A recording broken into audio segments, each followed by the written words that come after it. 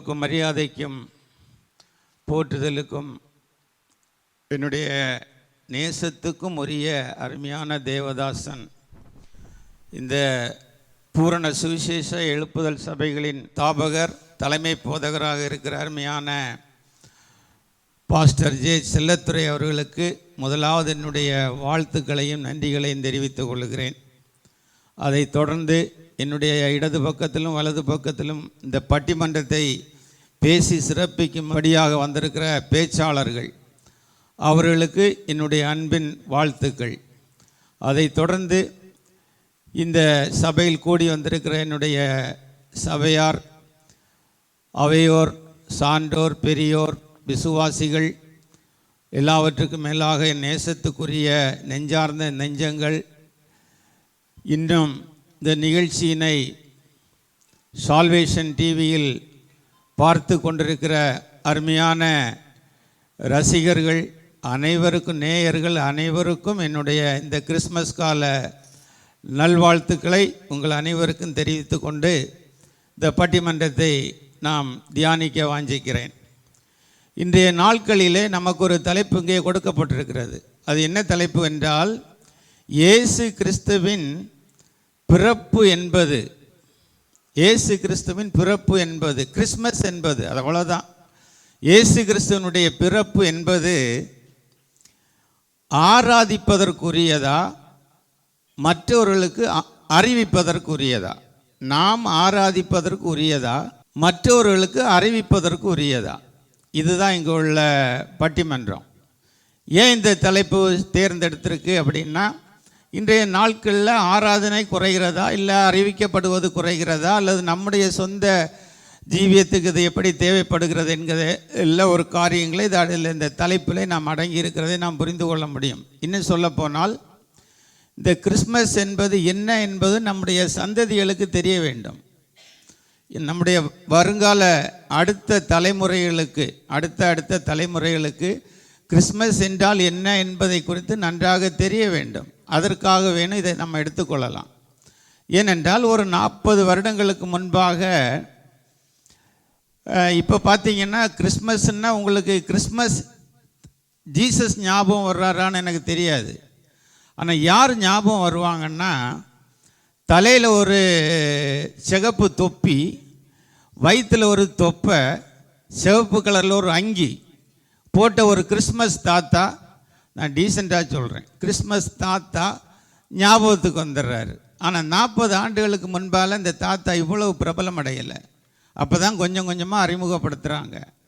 இன்றைக்கி கிறிஸ்மஸ்னாலே உடனே ஞாபகம் வர்றது கிறிஸ்மஸ் தாத்தா தான். அந்த மாதிரி போயிட்டு இருக்குது. அதனால் இந்த தலைப்பு நல்லா இருக்கும்னு நானும் நம்புகிறேன். உங்களுக்கு அது பிரயோஜனமாக இருக்கும். 2வது பட்டிமன்றம் நடத்தும் போதே ஐயா சொன்னாங்க, அந்த தலைப்பு வைக்கலாம், இப்படி வைக்கலான்ட்டு. நான் சொன்னேன், ஐயா நிறைய தலைப்பு வைக்கலாம், ஆனால் நம்ம சபைக்கு சொல்ல போகிற செய்தி என்ன, கேட்டுட்டு இருக்கிற ஜனங்களுக்கு நம்ம என்ன சொல்ல போகிறோம், அதுவும் முக்கியம். அதனால் ஜனங்களுக்கு பிரயோஜனப்படணும், அப்படி வைக்கலாம் அப்படின்னு சொல்லி தான் இந்த தலைப்பு செஞ்சோம். பார்க்க போகிறோம். நல்ல தலைப்பு தான். இந்த கிறிஸ்மஸ் நாட்களில் அல்லது இயேசு கிறிஸ்து பிறந்தபோது இதில் ஆராதனை இருந்ததா இல்லை அறிவிக்கப்பட்டதான்னு பார்த்தோம்னா, அதில் 2மே இருந்தது.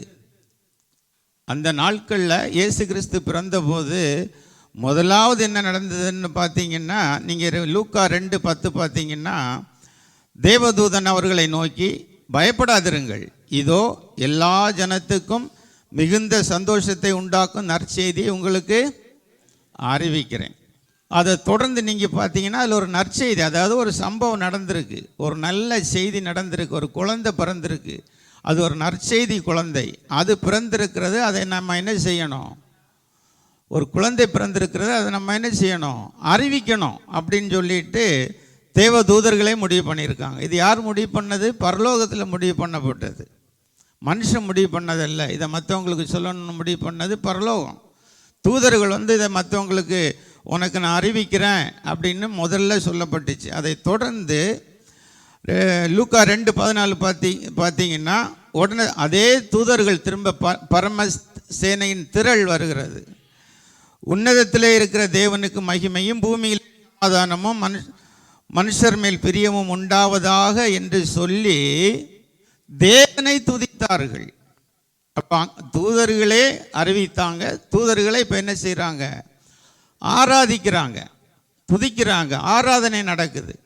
இப்போ அன்னைக்கே கிறிஸ்மஸ் நாட்களில் ரெண்டுமே அங்கே இருந்திருக்கு. அப்போது இன்னும் வந்து பார்த்தீங்கன்னா மேய்ப்பர்கள் ஐயா பேசும்போது சொன்னாங்க, மேய்ப்பர்களும் கண்டு அவங்களும் வணங்கி இருப்பாங்க. அப்புறம் போய் நம்ம என்ன சொல்கிறாங்க, நம்ம மற்றவங்களுக்கு பிரசித்தம் பண்ணினார்கள்னு வசனம் சொல்லு. இதுக்கு மேலே சாஸ்திரிகள் நீண்ட நாட்கள் பிற்பாடு இயேசு கிறிஸ்துவை தேடி வந்து சாஷ்டாங்கம் அவர்கள் தங்களை பொன்னும் பொருள் எல்லாவற்றையும் வைத்து சாஷ்டாங்கமாய் விழுந்து வணங்கினார்கள் என்ற ஆராதனை இருக்கு. மரியாளோ இது எல்லாவற்றையும் தன்னுடைய இருதயத்தில் வைத்து சிந்தனை பண்ணினாள் அப்படின்னும் பார்க்குறோம். இதில் எல்லாவற்றையும் நம்ம பார்க்கும்போது இதுக்கு மேலே நான் சொல்லிட்டு இருந்தேன்னா இங்கே இருக்கிறவங்க சொல்லுவாங்க, நான் சொல்லணும்னு நினச்சதெல்லாம் நடுவர் சொல்லிட்டார், இனிமேல் நான் என்ன சொல்லுவேன் அப்படின்னு சொல்லியிருக்காங்க. அதனால நான் இதோடு பைபிள் உள்ள விஷயத்தை முடிச்சுக்கிறேன். அடுத்த நேரடியாக நம்ம பட்டிமன்றத்துக்கு போகலாம். வாலிப நாட்களில் எங்கள் ஊரில் கிறிஸ்மஸ் எல்லாம் ரொம்ப பிரமாதமாக இருக்கும். இப்போ கூட பாலப்பள்ளமேங்கிற இடத்துல குடில் செய்கிறாங்க. குடிலினுடைய அளவு என்ன தெரியுமா? குடில் அதனுடைய அளவு என்ன தெரியுமா? 130 அடி நீளம் குடில். உயரம் எவ்வளோ தெரியுமா? 90 அடி. அந்த உயரத்துக்கு செய்கிறாங்க. பல லட்சங்கள் செலவு பண்ணி பண்ணுறாங்க. அப்போ எவ்வளோ பண்ணுவாங்கன்னு நினச்சி பாருங்கள். அவ்வளோ நல்லா செய்வாங்க. ஆலயத்தில் கண்டிப்பாக எங்களுடைய ட்ராமா ஒன்று இருக்கும். நான் கண்டிப்பாக ஒரு ட்ராமா போட்டுருவேன், மற்றவங்களும் போடுவாங்க. அப்போது ஒரு ட்ராமா நடக்குது. ட்ராமாவில் நடந்து அது எழுதினது நான் இல்லை, அதில் ஒரு பாட்டு நான் நடித்து கொடுத்தேன். அதனால் எனக்கு ஞாபகம் இருக்குது. எழுதினது என்னுடைய ஃப்ரெண்டு, கிளாஸ்மேட். நாடகத்தை மட்டும் உங்களுக்கு சொல்கிறேன், நீங்கள் வேறு எதையும் யோசிச்சுட்டுருக்கூடாது. நாடகத்தில் உள்ள காட்சியை சொல்கிறேன். கிறிஸ்மஸ் ஆராதனை பிரம்மாண்டமாக நடந்துகிட்ருக்கு. தலைமை போதகர் அதுதான் நான் தலைமை போதகர் ஆராதனை நடத்துகிறாரு. அன்னைக்கு நடிச்சிட்டு இருந்தேன், இன்றைக்கி நடிக்க தான் செய்கிறேன், அது வேறு விஷயம். எல்லாருமே நடிக்க தான் செய்கிறோம். அப்படி யாரும் உண்மையெல்லாம் ஜீவிக்கலை. பாஸ்டரை பார்த்தா ஒரு நடிப்பு, வீட்டில் மனைவியை பார்த்தா அம்மா அப்படின்னு ஒரு நடிப்பு, வீட்டில் போனால் இன்னொரு இடத்துல போனால் நடிப்பு. அதுதான் வாழ்க்கை. இருக்கட்டும், எப்படியோ அன்னைக்கு நடித்தோம், இன்றைக்கி நடிக்கிறோம், இருக்கட்டும். அந்த நாடகத்தில் ஒரு காட்சி, மொத்த நாடகமே அவ்வளோதான். கிறிஸ்மஸ் ஆராதனை நடக்குது. கிறிஸ்மஸ் ஆராதனையை பாஸ்டர் நடத்திட்டு இருக்காரு. இப்போது திரளான கூட்டம் உட்காந்துருக்கு ஃபுல் பீட்டில். அது என்னது, ஆல்டரில் இயேசு கிறிஸ்துவும் அவருடைய தூதர்களும் வந்து நிற்கிறாங்க. எதுக்கு? ஆராதனையை பார்க்குறதுக்காக வந்து நிற்கிறாங்க. பாஸ்டர் கேட்குறாரு, என்னப்பா யார் நீங்கள், வேஷம் எல்லாம் கட்டிட்டு வந்திருக்கீங்க? இயேசு சொல்கிறாரு, இல்லைப்பா நான் தான் இயேசு. ஏப்பா இயேசு ஏன்ப்பா இங்கே எல்லாம் வரப்போகிறாரு? பாஸ்டர் கேட்காரு, இயேசு ஏன்ப்பா இங்கே எல்லாம் வரப்போகிறாரு? நான் இயேசு ஐயா, என் தூதனை பாருங்கள். கிறிஸ்மஸ் ஆச்சுன்னாலே இந்த பசங்க இப்படி தான், ரொம்ப முத்தி போச்சு உனக்கு அப்படிங்கிறாரு. எப்பா அவர் சொல்கிறார், இல்லைப்பா நான் தான் உண்மையான இயேசு, பரலோகத்திலேருந்து வந்திருக்கேன் தூதர்களோட. சரி, நான் எப்படி நம்புறது? நீ தான் இயேசுன்னு எப்படி நம்புறது? அன்னைக்கு அவர் தொட்டார், எல்லாரும் சொஸ்தமானாங்க. நீ இப்போது என்னுடைய கையில் இருக்கிற இந்த கம்யூனியன் பாத்திரத்தை தொடு, நீ உண்மையிலே இயேசுவாக இருந்தால் நான் உங்களை நம்புகிறேன். இயேசு வந்து பாத்திரத்தை தொடுறாரு, பாத்திரம் அப்படியே தங்கமாக மாறிடுது. சபையே பார்த்துட்டு இருக்குது, உண்மையான இயேசு தான் வந்திருக்காருன்னு எல்லாரும் முடிவு பண்ணிட்டாங்க. சபை இருந்த இடம் தெரியாமல் காலி ஆகிடுச்சு. ஒருத்தன் கூட வீட்டில் இல்லை, எல்லாரும் ஓடிட்டான் எழும்பி. ஒரு 5 நிமிஷத்தில் அத்தனை பேரும் வீட்டில் இந்த ஆளுக்கு ஒரு தட்டு, ஆளுக்கு ஒரு குண்டான், ஆளுக்கு ஒரு செம்பு, ஆளுக்கு ஒரு பாத்திரம் தூக்கிட்டு வந்தான். ஜீசஸ் இதை கொஞ்சம் தொடுங்க, இதை கொஞ்சம் தொடுங்க, இதை கொஞ்சம் தொடுங்கன்னு காபிரியல் தூதன் பக்கத்தில் இருந்துட்டு பார்க்குறான். ஆண்டவரே இவனுங்களெல்லாம் போட்டுட்டுமா, வாளோட நிற்கிறாரு, போட்டுட்டுமா. புரியுதாப்பா உனக்கு ஆராதனை? புரியுதா என்ன நோக்கத்தில் ஆராதிக்கிறாங்கன்னு புரியுதா? அவங்க என்ன ஆராதிக்க வரல, என்ன கிடைக்கும்னு வர்றாங்கப்பா. ஆராதனையில் எதுக்கு வர்றாங்க? என்ன கிடைக்கும்னு வர்றாங்க. இது ஆராதனைக்குரியது. அது ஒரு நாடகம் காட்சி. நான் நடந்ததுன்னு நினச்சிடாதீங்க. உடனே நீங்களும் பாத்திரத்தெல்லாம் தூக்கிட்டு இயேசு எப்போ வருவாருன்ட்டு உங்கள் பாட்டுக்கு வந்துடாதீங்க. அது ஒரு நாடகத்தில் போட்டிருந்தோம் அப்படி ஒரு காட்சி. இது இங்கே இவங்க சைடு, இவங்க என்ன சொல்கிறாங்கன்னு நீங்கள் பார்த்துக்கலாம். இவங்க சைடு எடுத்துக்கிட்டோன்னா என்ன நடக்குன்னு நினைக்கிறீங்க? ஒரு 4 வருஷத்துக்கு இப்போ இல்லை, ஒரு 7-8 வருஷத்துக்கு முன்னாடி ஒரு சபையிலிருந்து என் வீட்டுக்கு கேரள் வந்திருந்தாங்க. அந்த சபைக்கு நான் மாதம் தவறாமல் செய்தி கொடுக்க போவேன். அதனால் ஐயா வர்றோன்னு வந்திருந்தாங்க. ஒட்டுமொத்த சபையும் வந்துட்டு கிட்டத்தட்ட 100 பேர்கிட்ட வந்துட்டாங்க. 2-3 வேனில் வந்திருக்காங்க. சரி, இவ்வளோ பேருக்கு நம்ம வீட்டில் இடம் இல்லையே அப்படின்னு நினச்சிட்டு சரி வாங்க வாங்க அப்படின்ட்டேன். என் வீடு ஃபஸ்ட் ஃப்ளோரில் இருக்குது. சரி உள்ளே வந்தால் ஒரு 3 பேர் தான் 4 பேர் உள்ளே வந்தாங்க, பாட்டு பாடினாங்க. வந்துட்டு எல்லாம் முடிஞ்சு போச்சு. அறிவிக்க வந்திருக்காங்க இயேசு கிறிஸ்துவனுடைய பிறப்பை. இவங்க வந்திருக்காங்கல்ல 3 பேர், அது மாதிரி வந்திருக்காங்க. அதே மாதிரி 3 பேர் தான் உள்ளே வந்து பாட்டெல்லாம் பாடிட்டு ஜோம் பண்ணிவிட்டு ஒரு காலண்டரெல்லாம் முடித்து ஃபார்மாலிட்டியெல்லாம் நான் வெளியில் போய் பார்க்குறேன். இந்த கீழே இருந்து ஏறி வர்ற படிக்கட்டு இருக்குல்ல, ஒரு 20 பேர் அதில் உட்காந்துருக்காங்க. இங்கேருந்து ஃபஸ்ட் ஃப்ளோர்லேருந்து மொட்டை மாடிக்கு போகிற வழி இருக்குல்ல, அதில் ஒரு 20 பேர் உட்காந்துருக்காங்க. இவங்க எதுக்கு பாட வந்தாங்க, எதுக்கு வந்தாங்க அப்படின்ட்டு. அதனால் எந்த அளவு இதனுடைய உண்மைத்தன்மை என்ன, அறிவிக்கினுடைய பொருள் என்ன, உண்மையிலேயே கிறிஸ்துவ அறிவிக்கப்படுகிறாரா இல்லை அசிங்கப்படுத்தப்படுகிறாரான்னு கூட இருக்குது. இன்றைக்கி நடக்கிற கிறிஸ்மஸ் கேரல் பார்க்கலாம். இதுக்கெல்லாம் நமக்கு விளக்கம் சொல்ல போகிறாங்க. கிறிஸ்மஸ் என்பது நாம் ஆராதிப்பதற்கே என்று அழுத்தமாக பேசுவதற்காக ஆராதனைக்குரியதே என்கிற அணியிலிருந்து செபாஸ்டின் மேரி வர்றாங்க. இவங்க ஒரு சபை நடத்துகிறாங்க. ஆராதிச்சுட்டே உட்கார்ந்துருந்தா போதும், அறிவிக்க வேண்டாம், ஆராதனை தான் முக்கியம்ன்ட்டு சொல்ல வர்றாங்க. அதை நினச்சாதான் எனக்கு ஒன்றும் புரியலை. எப்படி இது மற்றவங்களுக்கு சொல்கிறாங்க, அப்போ பிரசங்கம் பண்ணுறாங்க, என்ன பண்ணுறாங்க, வெறும் ஒர்ஷிப் தான் இவங்க பண்ணுவாங்களோ, அப்படி ஒருவேளை ஒர்ஷிப் லீடராக இருக்குமோ அப்படின்னு நினச்சிக்கிட்டேன். ஒருவேளை அறிவிக்கிறதே அவங்க ஆராதனைன்னு முடிவு பண்ணியிருக்கலாம். அது நம்ம தீர்ப்பில் பார்க்கலாம். வாங்க சகோதரி வாங்க. கர்த்தரும் இரட்சகருமாகிய ஆண்டவராகிய இயேசு கிறிஸ்து நாமத்தினாலே உங்கள் யாவருக்கும் என்னுடைய கிறிஸ்மஸ் புத்தாண்டு நல்வாழ்த்துக்களை தெரிவித்துக் கொள்கிறேன்.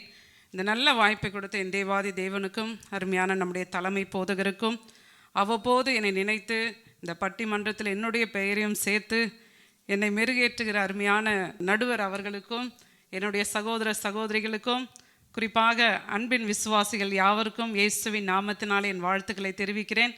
சால்வேஷன் மூலமாக இந்த முகத்தையும் அறிமுகப்படுத்தி எல்லாரும் பார்க்கும்படியாக ஒரு தருணம் கொடுத்த சால்வேஷன் டிவி நேயர்களுக்கு என்னுடைய கிறிஸ்மஸ் புத்தாண்டு வாழ்த்துக்களை தெரிவித்துக் கொள்கிறேன். நடுவர் அவர்களே, இந்த தலைப்பு கேட்கும்போது எனக்கே கொஞ்சம் ஒரு மாதிரியாக தான் இருந்தது. இருந்தாலும் பேச வந்திருக்கேன். கிறிஸ்து பிறப்பு என்பது நாம் கிறிஸ்துவை ஆராதிப்பதற்குரியதா அறிவிப்பதற்குரியதா என்ற தலைப்பில் பேசுகிறேன். அதில் நான் ஆராதிப்பதற்குரிய என்ற தலைப்பில் பேச வந்திருக்கிறேன். முதலாவது, கிறிஸ்துவின் பிறப்பு ஒரு ஆராதிப்பதற்குரியது தான் நான் நினைக்கிறேன். ஏன்னா இயேசு கிறிஸ்து இந்த பூமிக்கு எதற்காக வந்தார், என்ன செய்தார், அவர் என் வாழ்க்கையில் என்ன செய்தார் என்பதை முதலாவது நாம் நினைப்போமானால் நிச்சயமாக அவரை ஆராதிக்காமல் இருக்கவே முடியாது.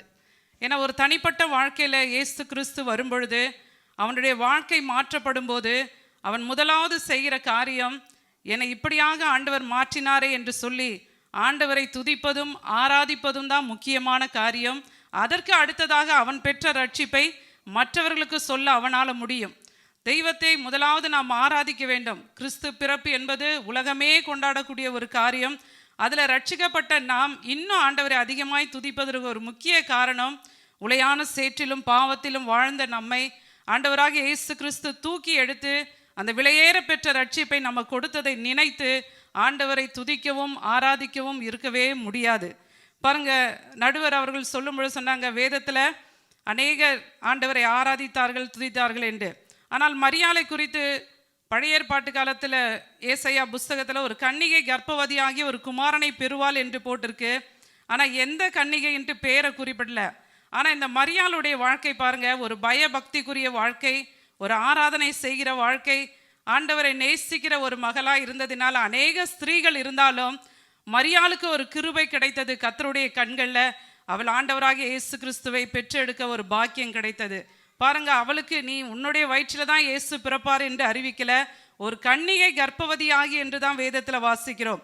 அப்பேற்பட்ட அந்த பாக்கியத்தை பெறுவதற்கு அந்த மரியாள் அவர்கள் என்ன செஞ்சாங்க, பரிசுத்தத்தோடு பயத்தோடு தெய்வத்தை ஆராதிக்கிற ஒரு சகோதரியாக இருந்ததுனால தான் அவர்களுடைய வயிற்றில் ஆண்டவராக இயேசு கிறிஸ்து பிறந்தார். அதற்கு அடுத்ததாக நாம் வாசிக்கும் போது வேதத்தில் ஞானிகள் தெய்வத்தை இயேசு கிறிஸ்து பிறப்பின் நிமித்தம் அவர்கள் இயேசுவை பார்த்து காணிக்கை மூலமாக சாஷ்டாங்கமாய் விழுந்து அவரை ஆராதித்தார்கள். 2வது தூதர்கள் ஆராதித்தார்கள். 3வது மெய்ப்பர்கள் ஆராதித்தார்கள். அதுக்கப்புறம் பார்க்கும்போது மரியாளும் என்ன செஞ்சாங்க, ஆண்டவரை குறித்து புகழ்ந்து பாடி ஆராதித்தார்கள். அதற்கப்புறம் சிமியோன் ஆராதித்தான். அன்னாள் என்ற 84 வயதுள்ள அந்த மூதாட்டி என்ன செஞ்சாங்க, ஆண்டவரை ஆராதித்தார்கள். இப்படியாக இவர்கள் எல்லாம் சொல்லப்பட்ட எல்லாருமே இயேசு கிறிஸ்துவின் பிறப்பை குறித்து ஆராதித்தார்கள், வணங்கினார்கள், துதித்தார்கள் என்று தான் வாசிக்கிறோம். தூதர்கள் பரம சேனையின் திரளான கூட்டத்தார் தூதர்கள் என்ன செஞ்சாங்க, இயேசு கிறிஸ்துவின் பிறப்பை குறித்து ஆராதித்தார்கள். அது மாத்திரமல்ல, வேதத்தில் அநேக இடங்களில் இயேசுவின் பிறப்பை குறித்து ஆராதித்தார்கள் என்று வாசிக்கிறோம். ஆனால் எதிர் அணியில் இருக்கிறன்னு சொல்கிறாங்க, இயேசுவை குறித்து அறிவிப்பது தான் கிறிஸ்மஸ் என்று சொல்லி. பாருங்க, 2025 வருஷத்தில் நாம் கடந்து வந்துட்டோம். ஆனால் இன்றைக்கு பார்த்தீங்கன்னா ஒரு அட்வர்டைஸ்மெண்ட் போது, உங்கள் ஈறுகளில் பிரச்சனையா அப்படின்னு கேட்ட உடனே ஒரு பேஸ்ட்டை காட்டுறாங்க. அதுக்கப்புறம் ஆரோக்கியம், குறிப்பாக பொம்பளை பிள்ளைங்களை தான் காட்டுறான், பார்த்துருக்கீங்களா? ஆமாம், அதுங்க தான் அப்படின்னு பையனுக்கு இவனுங்க எல்லாம் அந்த பல்லே பார்த்துட்டு இருக்காங்க. அதுக்கப்புறம் சொல்கிறாங்க ஆரோக்கியம் வாழ்வினை காப்பது லைபாய். அதுக்கப்புறம் சொல்கிறாங்க அங்கே மட்டும் பாய் வர்றான், பார்த்தீங்களா? பாய். அதுக்கப்புறம் உங்கள் 10 ரூபாய் இருந்தால் போதும் உங்கள் கரைகள் போகும். அதெல்லாம் இப்போ வந்த அட்வர்டைஸ்மெண்ட்டு. ஆனால் அது பார்த்தீங்கன்னா வேர்ல்டு ஃபுல்லாக பரவிடுச்சு. ஒரு சின்ன பொருளுடைய காரியம், ஒரு அட்வர்டைஸ்மெண்ட் எல்லாம் பரவிச்சு, இன்னைக்கு அதை வாங்க துவங்குறாங்க. ஆனால் இயேசு கிறிஸ்து 2000 ஆண்டுகளுக்கு முன்பாக அவர் பிறந்தார். அந்த செய்தி இன்னும் போய் அநேக கிராமங்களில் போய் சேரவே இல்லை. இதே சால்வேஷன் டிவியில் ஒரு நிகழ்ச்சியை நான் பார்க்கும்போது, ஒரு கிராம ஊழியத்துக்கு அவங்க சென்று எல்லாரையும் சுவிசேஷன் சொல்லி ஒரு தாத்தாட்ட கேட்குறாங்க, ஏசு யார் தெரியுமான்னு கேட்கும்போது அவர் கேட்குறாரு, எந்த கடையில் விற்குதுன்னு கேட்குறாரு. அப்போ சொல்லலை போல இருக்கு, சரியா? ஆமாம், வாயிலே உடச்சு விட்றாங்க. வரட்டும், நீங்கள் பேச. அப்போ பாருங்க, ஏசு யார் என்பது தெரியாத ஒரு பொருளான்னு நினச்சிட்டு எந்த கடையில் விற்கிறாங்கன்ற அளவுக்கு இருக்கும்போது, இந்த 3 பேரும் இயேசுவை குறித்து இயேசுவின் பிறப்பு அறிவிக்கிறதுக்கான்னு சொல்லிட்டு எப்படி வந்து நிற்கிறாங்கன்னு தெரியல. அருமையானவர்களே, ஒரு கொக்கோ கோலா, ஒரு பெப்சி, இதெல்லாம் எவ்வளோ சீக்கிரமாக பரவி எல்லா ஜனமும் தெரிந்திருக்கிற அளவுக்கு இருக்குது. ஆனால் இன்றைக்கு இயேசு கிறிஸ்துவின் பிறப்பு இன்னும் அநேக கிராமங்களுக்கு தெரியல. இன்னும் அநேக ஜனங்களுக்கு இயேசு என்றாலே என்னன்னு தெரியாத அளவுக்கு வாழ்ந்து கொண்டிருக்கிறாங்களாம். நாங்கள் போய் அறிவிச்சோன்னு இவங்க தான் சொல்லிக்கணுமே தவிர இன்னும் தெரியாத எத்தனையோ கிராமங்கள் இருக்குதுன்ட்டு அவங்களுக்கு தெரியல போல. இன்னும் பாருங்க, நடுவர் அவர்கள் ஒரு புத்தகத்தை எழுதினார்கள். எனக்கு ரொம்ப பிடிச்சிருந்தது அந்த வார்த்தை. மாட்டு தொழுவில் மண்டியிட்டு நிற்கிறார்கள். மாட்டு தொழுவில் மண்டிட்டு நிற்கிறார்கள். நடுவர் தான் எழுதியிருக்காரு. நடுவரே வாசிக்கிறேன், கேட்டுக்குங்க. கிறிஸ்மஸ் தந்த திருமகனே, நஸ்ரனாகிய இயேசுவே, உமது பிறப்பு மாணிக்க தொட்டிலுக்கு கிட்டாத மகத்துவத்தை மாட்டு கொட்டிலுக்கு பெற்று தந்தது. மாட்டு தொழுவங்களையும் மக்கள் தொழும் கூடங்களாய் மாற்றி அமைத்தது. கோமகள் தொழுவத்தில் கொசுக்களின் கூடாரத்தில் இந்த உலக வரலாறு கிமு கிபி என பிரிக்கப்பட்டது. ஆரம்ப கல்வியை அறியும் முன்னே பழைய ஏற்பாடும் புதிய ஏற்பாடும் உமக்குள்ளே கரு கொண்டு இருந்தது. தச்சனுக்கு மகனாக தச்சு வேலை செய்யும் போதே உமது வாயின் வார்த்தைகள் அச்சுக்கு போக அச்சாரம் போட்டது. உமது மலை பிரசங்கத்தில் இருந்த மலையளவு உண்மைகள் மலையை கூட மலைக்க வைத்தது. நீர் கற்றுத்தந்த அன்பும் அறமும் தான் காந்திஜியையும் காந்தமாய் கவர்ந்தது. அகிம்சை வழிக்கும் அடித்தளம் போட்டது.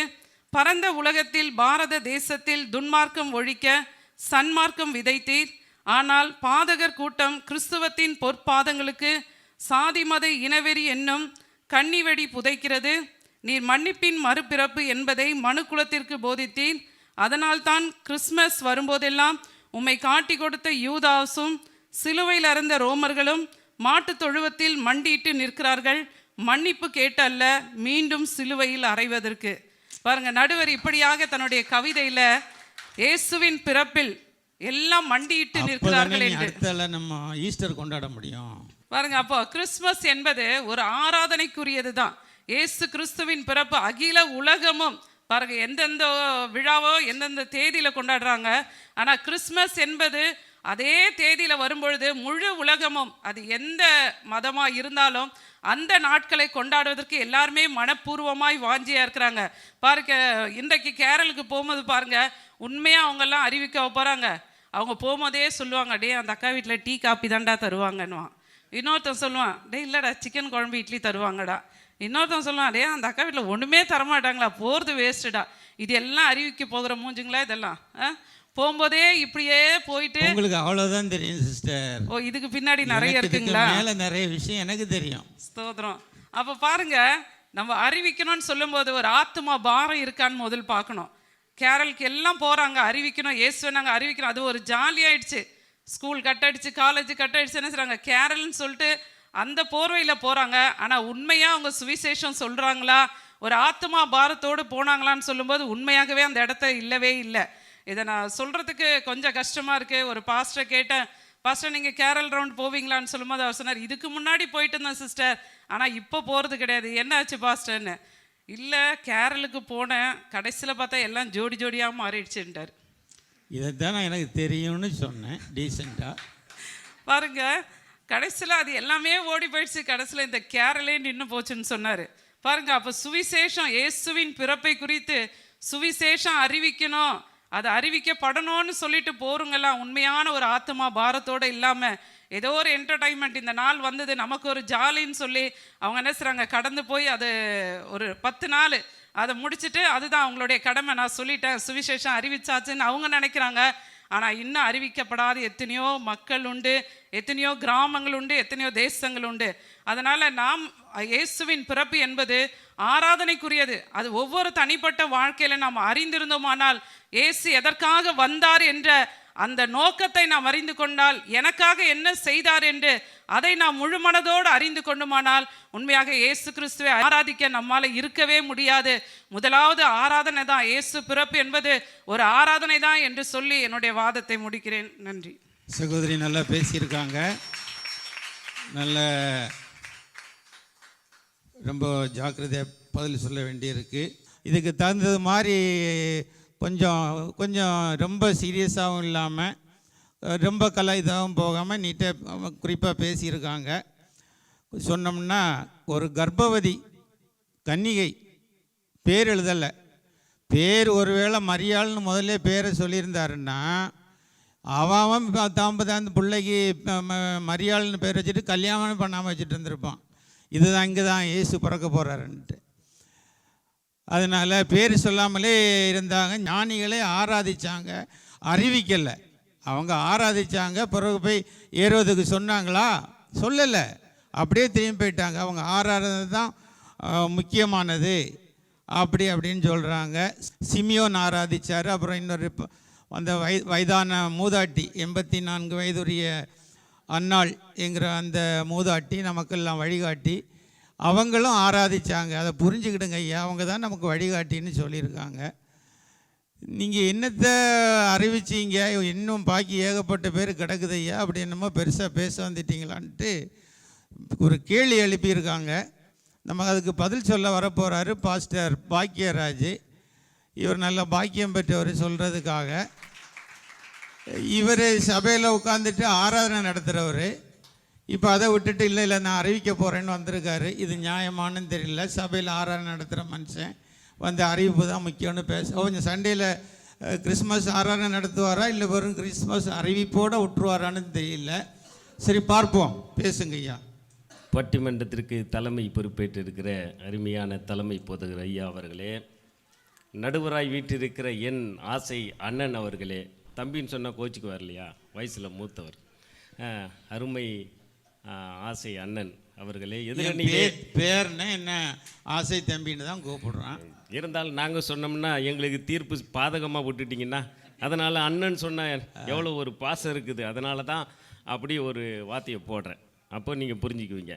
எதிரணியிலே எங்களுடைய வாதத்தை மறுத்து பேசி கொண்டிருக்கிற எதிரணியில் வந்திருக்கிற அருமையான சகோதரிகளே, இந்த பட்டிமன்றத்தை 2 பக்கமும் கையை தட்டி எங்களுக்கு உழைப்பிட்டு கொண்டிருக்கிற அருமையான விசுவாச பெருமக்களே, உங்கள் அனைவருக்கும் அதோடு கூட இந்த பட்டிமன்றத்தை ஒளிபரப்பு செய்து கொண்டிருக்கிற சால்வேஷன் டிவி நிறுவனத்தாருக்கும் நன்றி தெரிவித்து என்னுடைய வாதத்தை நான் இப்போது வைக்கிறேன். இந்த பட்டிமன்றத்தினுடைய தலைப்பு கிறிஸ்து பிறப்பு என்பது நாம் ஆராதிப்பதற்குரியதா அறிவிப்பதற்குரியதா என்று ஒரு அருமையான தலைப்பை கொடுத்திருக்கிறார்கள். இந்த தலைப்பிலே எங்களுக்கு பேசக்கூடிய வாய்ப்புகள் நிறைய இருக்கிறது. ஆராதனை என்பது சபையிலே செய்வது, அறிவிப்பு என்பது நம்ம என்ன பண்ணுறோம், தெருவிலே போய் இயேசுவை பற்றி அறிவிக்கிறோம். இப்போ நம்ம டிவிலெலாம் பார்க்குறோம், சன் டிவியில் என்ன சொல்கிறாங்க, ஒரு அறிவிப்பு சொல்கிறாங்க. இந்த சின்ன பிள்ளைங்களுக்கெல்லாம் ஸ்கூலுக்கு போகிறது, இன்றைக்கு புயல் உருவாகிருக்கிறது, உங்களுக்கு லீவு கிடைக்க போகுதுன்னு அந்த அறிவிப்பு சொன்ன உடனே இந்த பிள்ளைங்களுக்கு எவ்வளோ ஒரு சந்தோஷமாக இருக்குது பார்த்தீங்களா. எங்கள் பையன் அப்படி போய் டிவியை பார்ப்பான் காலையில், இந்த வானம் கொஞ்சம் மேகமூட்டமாக இருந்ததுன்னா இன்றைக்கி லீவ் விட போகிறாங்க அப்படின்னு ஒரு சந்தோஷம் அவனுக்குள்ளே இருக்கும். அதான் வீட்டில் உட்காந்து ஆராதிக்கலாமேன்னு தான். ஆராதனைலாம் அங்கே பண்ண மாட்டான்வன், அவனும் பண்ணுறது அட்டகாசம் தான் பண்ணுறான்வன். நாங்கள் என்ன பண்ணுவோம், பிள்ளைங்களை பற்றி வச்சிருக்கிறீங்க ஐயா. ஒரே பிள்ளை தான் பற்றிருக்கேன், அதுவும் அட்டகாசமாக இருக்குது. ஆமாம், அதனால இன்னொரு 4 பெற்றிருந்தீங்கன்னா என்ன ஆயிருக்கும், நான் எங்கேயாவது போயிட்டு இருப்பேன். நல்ல அப்போ பாருங்க, எதுக்கு சொல்கிறேன்னா, இயேசு கிறிஸ்து இஸ்ரவேல் தேசத்தில் பெத்லகேமிலே பிறந்தார். அந்த பிறப்பு இந்தியாவுக்கு எப்படி வந்தது, ஒரு தோமா என்பவர் அந்த நற்செய்தியை இங்கே அறிவித்ததுனால தான் இங்கே இந்தியாவிலே கிறிஸ்தவர்களாக உருவானார்கள். அவர் அறிவிக்காம அங்கே உட்காந்து இயேசு பிறந்தார் கொண்டாட்டம், இயேசு பிறந்தார் கொண்டாட்டம் பாடிட்டு இருந்தா அங்கேயே தான் கொண்டாடிட்டு இருப்பாங்க. இந்தியாவுக்கு இயேசு இங்கே நம்மளுடைய தெய்வமாக வந்திருக்க மாட்டார். உண்மைதானே அது? அப்போ இயேசு பிறந்திருக்கிறார், அவருடைய தன்மைகள் என்ன, ஆண்டவராகிய கிறிஸ்து கடைசியாக என்ன சொன்னார், நீங்கள் உலகமெங்கும் போய் சகல ஜாதிக்கும் சுவிசேஷத்தை அறிவிக்க, அது ஒரு கட்டளை. நீங்கள் அறிவிக்காவிட்டால், ஒருவன் அறிவிக்காவிட்டால் அது மற்றவங்களுக்கு என்ன செய்யாது, தெரியவே தெரியாது. இவங்க எப்படின்னு கேட்டிங்கன்னா, நாங்கள் சொல்லவே மாட்டோம், ஆனால் நாங்கள் ஆராதிப்போம். நீங்கள் 2 பேர் தான் உட்காந்து 3 பேர் தான் உட்காந்து ஆராதிக்கணும், ஒருத்தர் கூட இருக்க மாட்டாங்க. இல்லை, ஆண்டவர் எப்படி தானே சொன்னார், 2 பேராவது 3 பேராவது 2 பேராவது 3 பேராவது ஆராய்ச்சி. அங்கே நான் வருவேன்னு சொன்னார். நீங்கள் போய் சொல்லாதீங்கன்னுலாம் சொல்லலை, நீங்கள் போய் சொல்லுங்கன்னு தான் சொன்னார். கடைசி கட்டளை என்ன சொன்னாங்க, வரணும், அவங்க வீட்டில் இருக்க பண்டம் பாத்திரத்தை எல்லாம் தொடணும், தொட்டா தங்கம் தான் போட்டு வந்திருக்காங்களே, அப்புறம் நம்ம காணிக்க தங்க காணிக்க எடுத்து எல்லாம் உண்டியில் போட்டுற வேண்டியது. இங்கே அவங்க கழுத்துல இல்லை, கவனமாக இருக்கிறீங்க, 2 பேர் இருக்கிறாங்க. அப்போ பாருங்க அன்பானவர்களே, கவனிங்க, நம்ம அறிவித்தாதான் இயேசு பிறப்பை அன்றைக்கு தூதர்கள் என்ன பண்ணாங்க, மேய்ப்பர்களுக்கு என்ன செய்தார்கள், அறிவித்தார்கள். இந்த அம்மா சொன்னாங்க, ஜெபஸ்ரீ அம்மா சொன்னாங்க, அவங்க சபையில் பார்த்தீங்கன்னா நாங்கள்லாம் போய் அங்கே ஊழியம் செய்து மக்கள்கிட்ட இங்கே ஒரு சபை இருக்குது, இயேசு இந்த சபையில் இருக்கிறாரு, அவர் நன்மை செய்வாருன்னு நாங்கள்லாம் போய் அறிவிச்சிருக்கிறோம். ஆனால் இவ்வளோ நன்மை செஞ்சிருக்கோம். ஆமாம், நன்மை செஞ்சுருக்கோம். இவங்க இப்போ வந்தவங்க நோவா பாஸ்டர் கேட்டால் தான் அவர் உண்மை சொல்லுவார். இவங்க சொல்லிட்டாங்க. அந்த மாதிரி அறிவிச்சதுனால தான் இன்றைக்கு அவங்க சபை வளர்ந்து இன்றைக்கி ஆராதனை செஞ்சிட்டு இருக்கிறாங்க. அப்போ அவங்க என்ன சொல்கிறாங்க, சிமியோன் ஆராதிச்சாரு அப்படின்னு சொல்கிறாங்க, தேவதூதர்கள் ஆராய்ச்சாங்கன்னு சொல்கிறாங்க. இதெல்லாம் ஒரு ஆள் ஆராதிச்சாங்க. ஆனால் அந்த மக்கள் எல்லாம் அந்த அறிவிப்பை ஏற்றுக்கொண்ட பிறகு தான், அதை அறிவித்ததை அவங்க தெரிந்து கொண்ட பிறகு தான் ஆராதனை செய்ய முடியும். ஆகவே ஆராதிப்பதை காட்டிலும் நம்ம அறிவிப்பு ரொம்ப முக்கியமானது. சீஷர்களுக்கு கடைசியாக அதை தான் அவர் சொல்லியிருக்கிறார். என்ன சொன்னார், நீங்கள் போய் உலகமெங்கோ அறிவியுங்கள் என்று சொன்னார். அதனால் ஆராதனையை விட அறிவிப்பு ரொம்ப முக்கியமாக இருக்கிறது. சபையில் கூட நம்ம ஐயா கூட அறிவிப்பு சொல்கிறாங்க. அப்போ அந்த அறிவிப்பை கேட்குறதுனால தான் மக்கள் என்ன பண்ணுறாங்க, ஓ இப்படி ஒரு காரியம் இருக்குதுன்னு செயல்படுறாங்க. இல்லை நாங்கள்லாம் அந்த காலத்தில் சர்ச்சுக்கு போகிறவில்ல, அறிவிப்பு முடிஞ்சோன்னா போயிடுவோம், பிரசங்கெல்லாம் கேட்க மாட்டோம். அறிவிப்பு அதனால தான் நாங்கள் இப்போ இடையில சொல்கிறோம், நீங்கள் இப்போ முன்னாடியும் போக முடியாது பின்னாடியும் போக முடியாது. அந்த நடுப்பகுதியில் என்ன பிரசங்கத்துக்கு முன்னாடி நம்ம என்ன சொல்லுவோம், அறிவிப்பு சொல்கிறவர் ஐயா அங்கே உட்கார்ந்துருக்கிறாரு. அந்த அறிவிப்பை சொல்லி அதை கேட்டுக்கிட்டு அதன்படி மக்கள் என்ன பண்ணுறாங்க, தங்களுடைய காரியங்களை ஒழுங்குபடுத்தி கொள்கிறார்கள். அதனால் அறிவிப்பு என்பது ரொம்ப முக்கியமான ஒரு காரியமாக இருக்கிறது. அதான் சபையிலே செய்வது ஆராதனை. நம்ம பல பகுதிகளில் போய் இயேசுவை பற்றி, இயேசுனுடைய சுவிசேஷத்தை பற்றி அம்மா ஜெபஸ்ரீ அம்மா சொன்னாங்க, பாஸ்டர் அம்மா என்ன சொல்கிறாங்க, இன்றைக்கி கேரளா ரவுண்டு போகிறதுனா டீ குடிக்க தான் போகிறேன். நீங்கள் கேரளா ரவுண்டு டீ குடிக்க தான் போகிறீங்க பிறகு. நாங்கள் அப்படி கிடையாது, வீடுதோறும் போய் இயேசு உங்கள் பாவங்களை மன்னிப்பதற்காக இயேசு இந்த உலகத்துக்கு வந்தார்னு வீடு வீடாக நாங்கள் சொல்கிறோம்.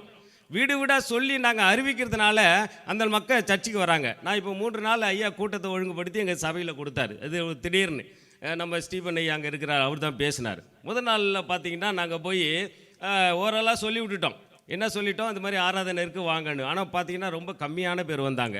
அப்புறம் நான் என்ன பண்ணேன், ஒரு ட்ராக் அந்த நோட்டீஸ் எடுத்துக்கிட்டு வீடு வீடாக போய் ஒவ்வொரு வீட்டிலும் போய் அம்மா உங்களுக்கு பிரச்சனை இருக்குது, உங்களுக்காக தான் மீட்டிங் வச்சுருக்கோம், தயவுசெய்து நீங்கள் வந்தீங்கன்னா உங்கள் பாவத்திலிருந்து, உங்கள் வியாதியிலிருந்து, உங்கள் கடன் பிரச்சனையிலிருந்து நீங்கள் விடுதலை பெற்றுவீங்கன்னு வீடு வீடாக போய் நாங்கள் அறிவித்தோம்.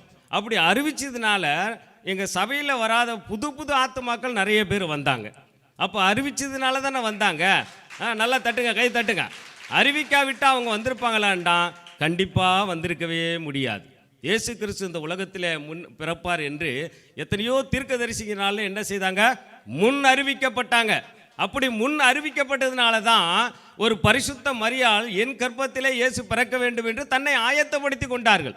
அப்போ இயேசு சீக்கிரம் வரப்போறாருன்னு சபையில் அறிவிச்சாதான் என்ன பண்ணுவாங்க? எல்லாரும் ஆயத்தமாவாங்க. அப்படி அறிவித்தாலும் கூட ஐயா ஒரு கதை சொன்னார்ல, அந்த மாதிரி எதுக்கு இவ்வளோ சீக்கிரம் வந்தீங்க அப்படின்னு கேட்குற காலத்தில் நம்ம வாழ்ந்து கொண்டு இருக்கிறோம்.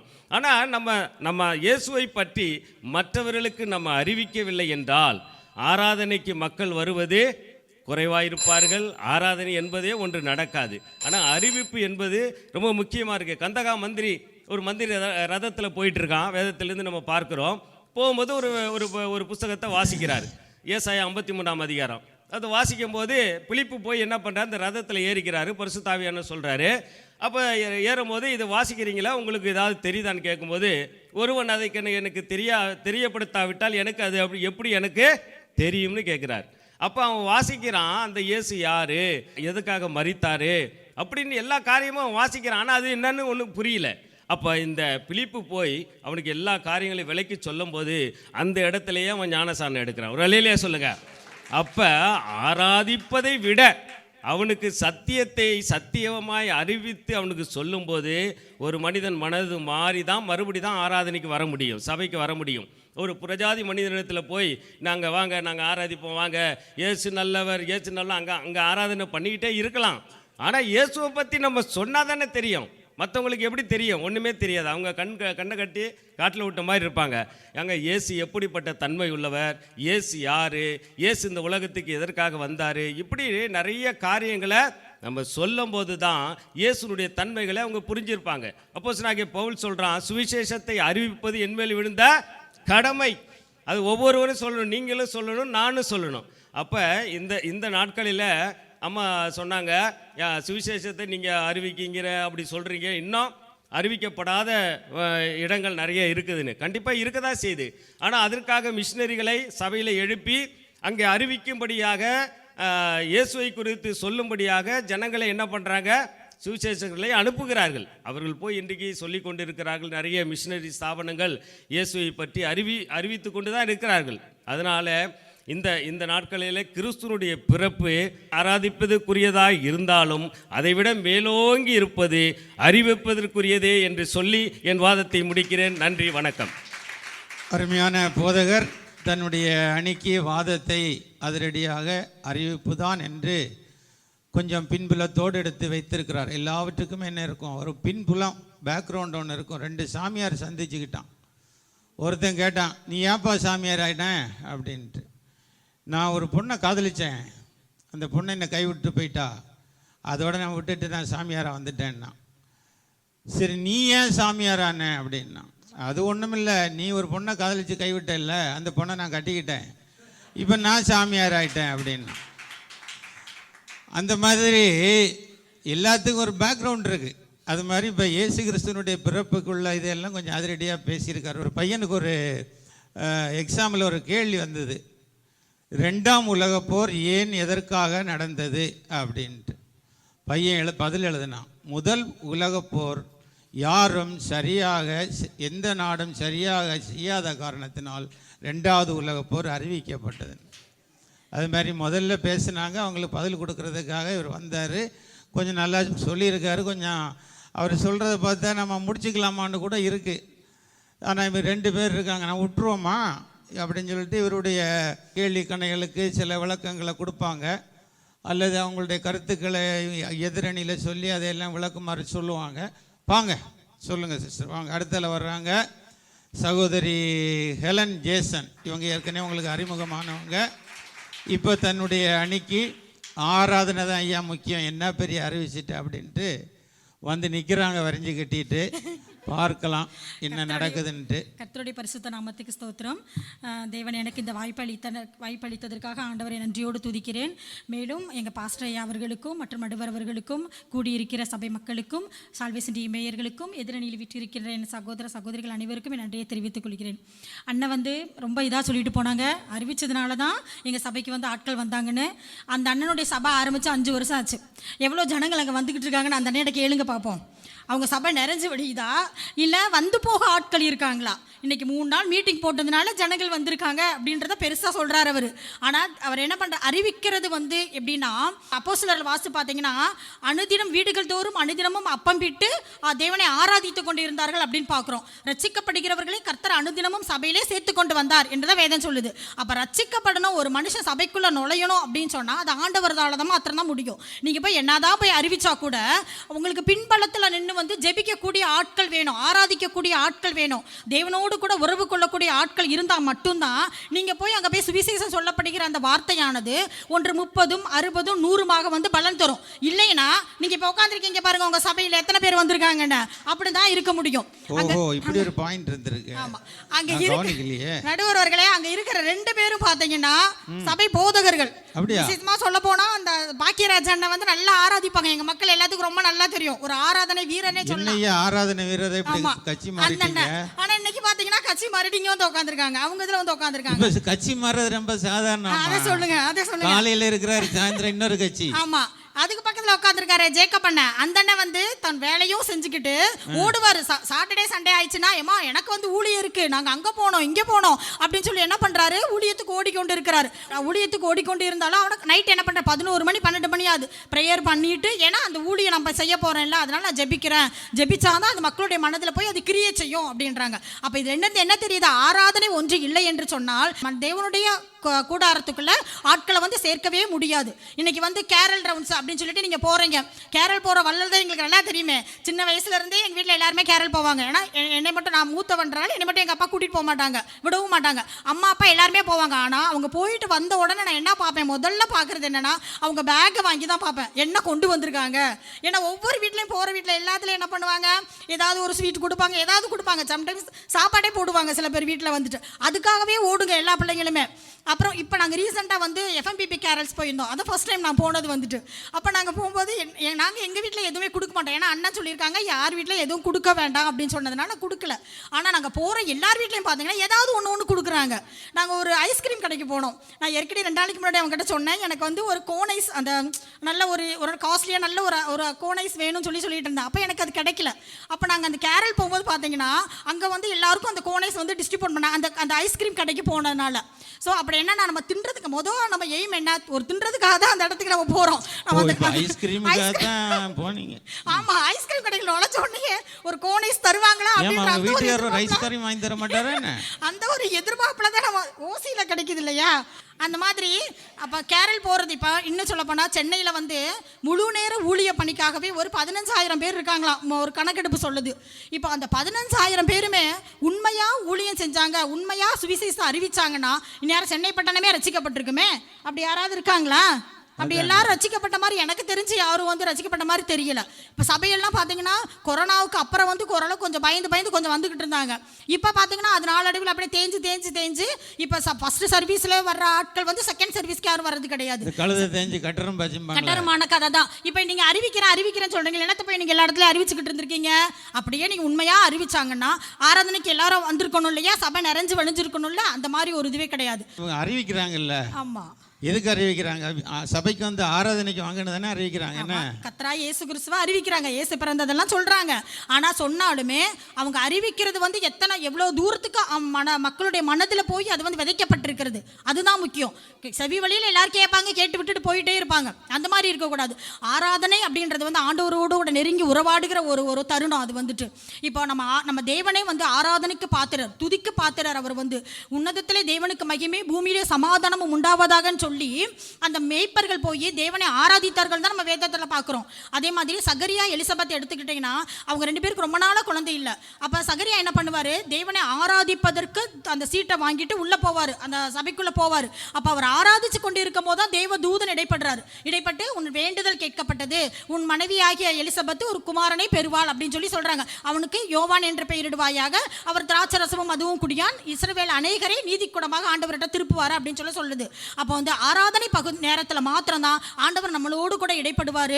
யார் இப்போ வந்து நமக்கு ஒரு கஷ்டமா ஒரு வேதனையா அப்படின்ற சமயத்தில் நம்ம என்ன பண்ணுவோம், தேவன்கிட்ட போவோம், நெருங்கி இன்னும் நெருங்குவோம். ஆண்டவரே எனக்கு இதை கொடுங்க அதை கொடுங்கன்னு ஆண்டவர்கிட்ட வந்து நம்ம ஜெபிப்போம். ஜெபிக்க தான் மக்கள் வந்து மந்தையிடமாக வர முடியும். நம்மளும் ஒரு புதிய உடன்படிக்கைக்குள்ளாக, புதிய ஒரு அனுபவத்துக்குள்ளாக நம்ம தேவனோட கிட்டி சேர முடியும். அப்போ ஆராதனை என்பது, கிறிஸ்து பிறப்பு என்பது ஒரு ஆராதிக்கப்படக்கூடியதே என்பதை கூறி வாய்ப்பளித்த நல்ல உள்ளங்களுக்கு நன்றி கூடி விடைபெறுகிறேன். நன்றி, வணக்கம்.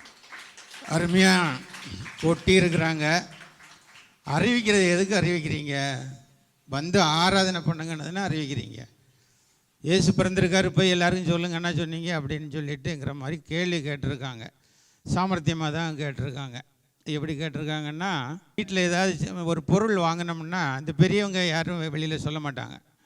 அந்த சின்ன பசங்க பார்த்திங்கன்னா அதை மற்றவங்கள்ட்ட சொல்லி கொஞ்சம் சந்தோஷப்பட்டுப்பாங்க. இதே மாதிரி ஒரு ஃபஸ்ட் ஸ்டாண்டர்ட் படிக்கிற சின்ன பையன், அவங்க வீட்டில் ஒரு ஃப்ரிட்ஜ் வாங்கினாங்க. அடுத்த நாள் இவன் ஸ்கூலுக்கு போகிறான். அவனுக்கு ரொம்ப சந்தோஷம். அந்த அவங்களுக்கு இந்த பசங்க எல்லாம் மிஸ்ஸிட்ட போய் ஏதாவது பேசிகிட்டே இருப்பான் தெரியுமா, ஏதாவது போய் பம்பளத்திட்டு பேசிட்டு செஞ்சிட்ருப்பான்.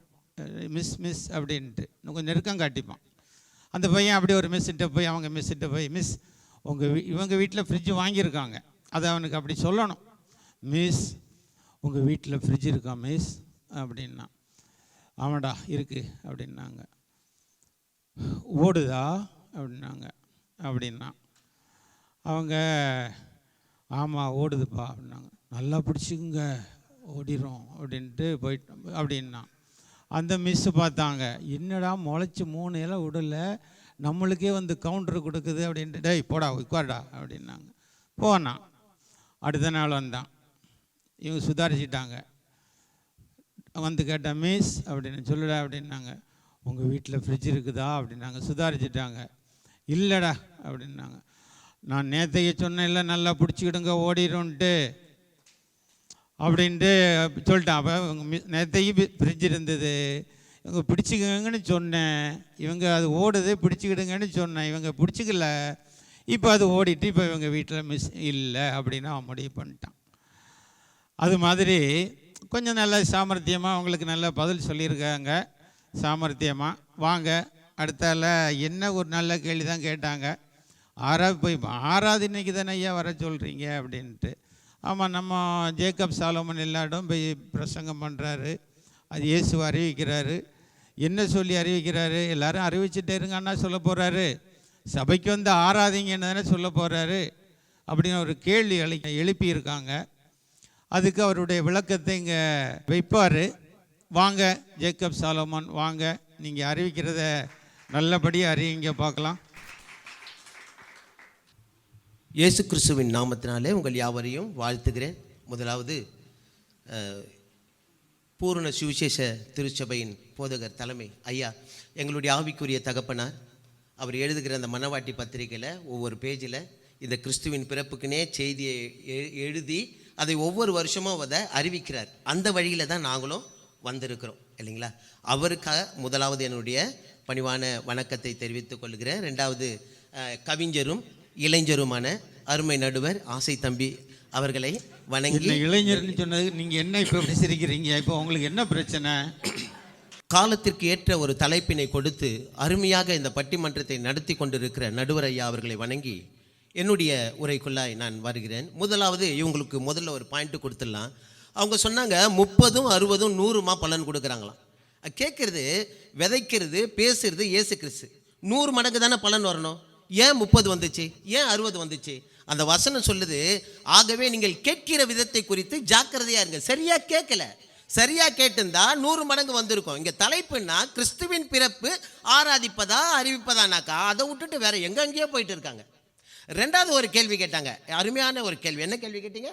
சகரியா எலிசபெத் இவங்க வந்து ஆராதிக்கிறவராம், அவர் வந்து வேண்டுதல் செய்தாராம், அவருக்கு வந்து கிடைச்சிருச்சான். தூதன் வந்து சொன்ன, நீ வேண்டிக் கொண்டபடியே உனக்கு கிடைச்சதுன்னு. 18வது வசனம் சொல்லுது, ஆராதிக்கிறவர் கேட்குறாரு, தெய்வம் வந்து வரம் கொடுத்துருச்சு, ஆனா நான் கிழவனா இருக்கிறேனே.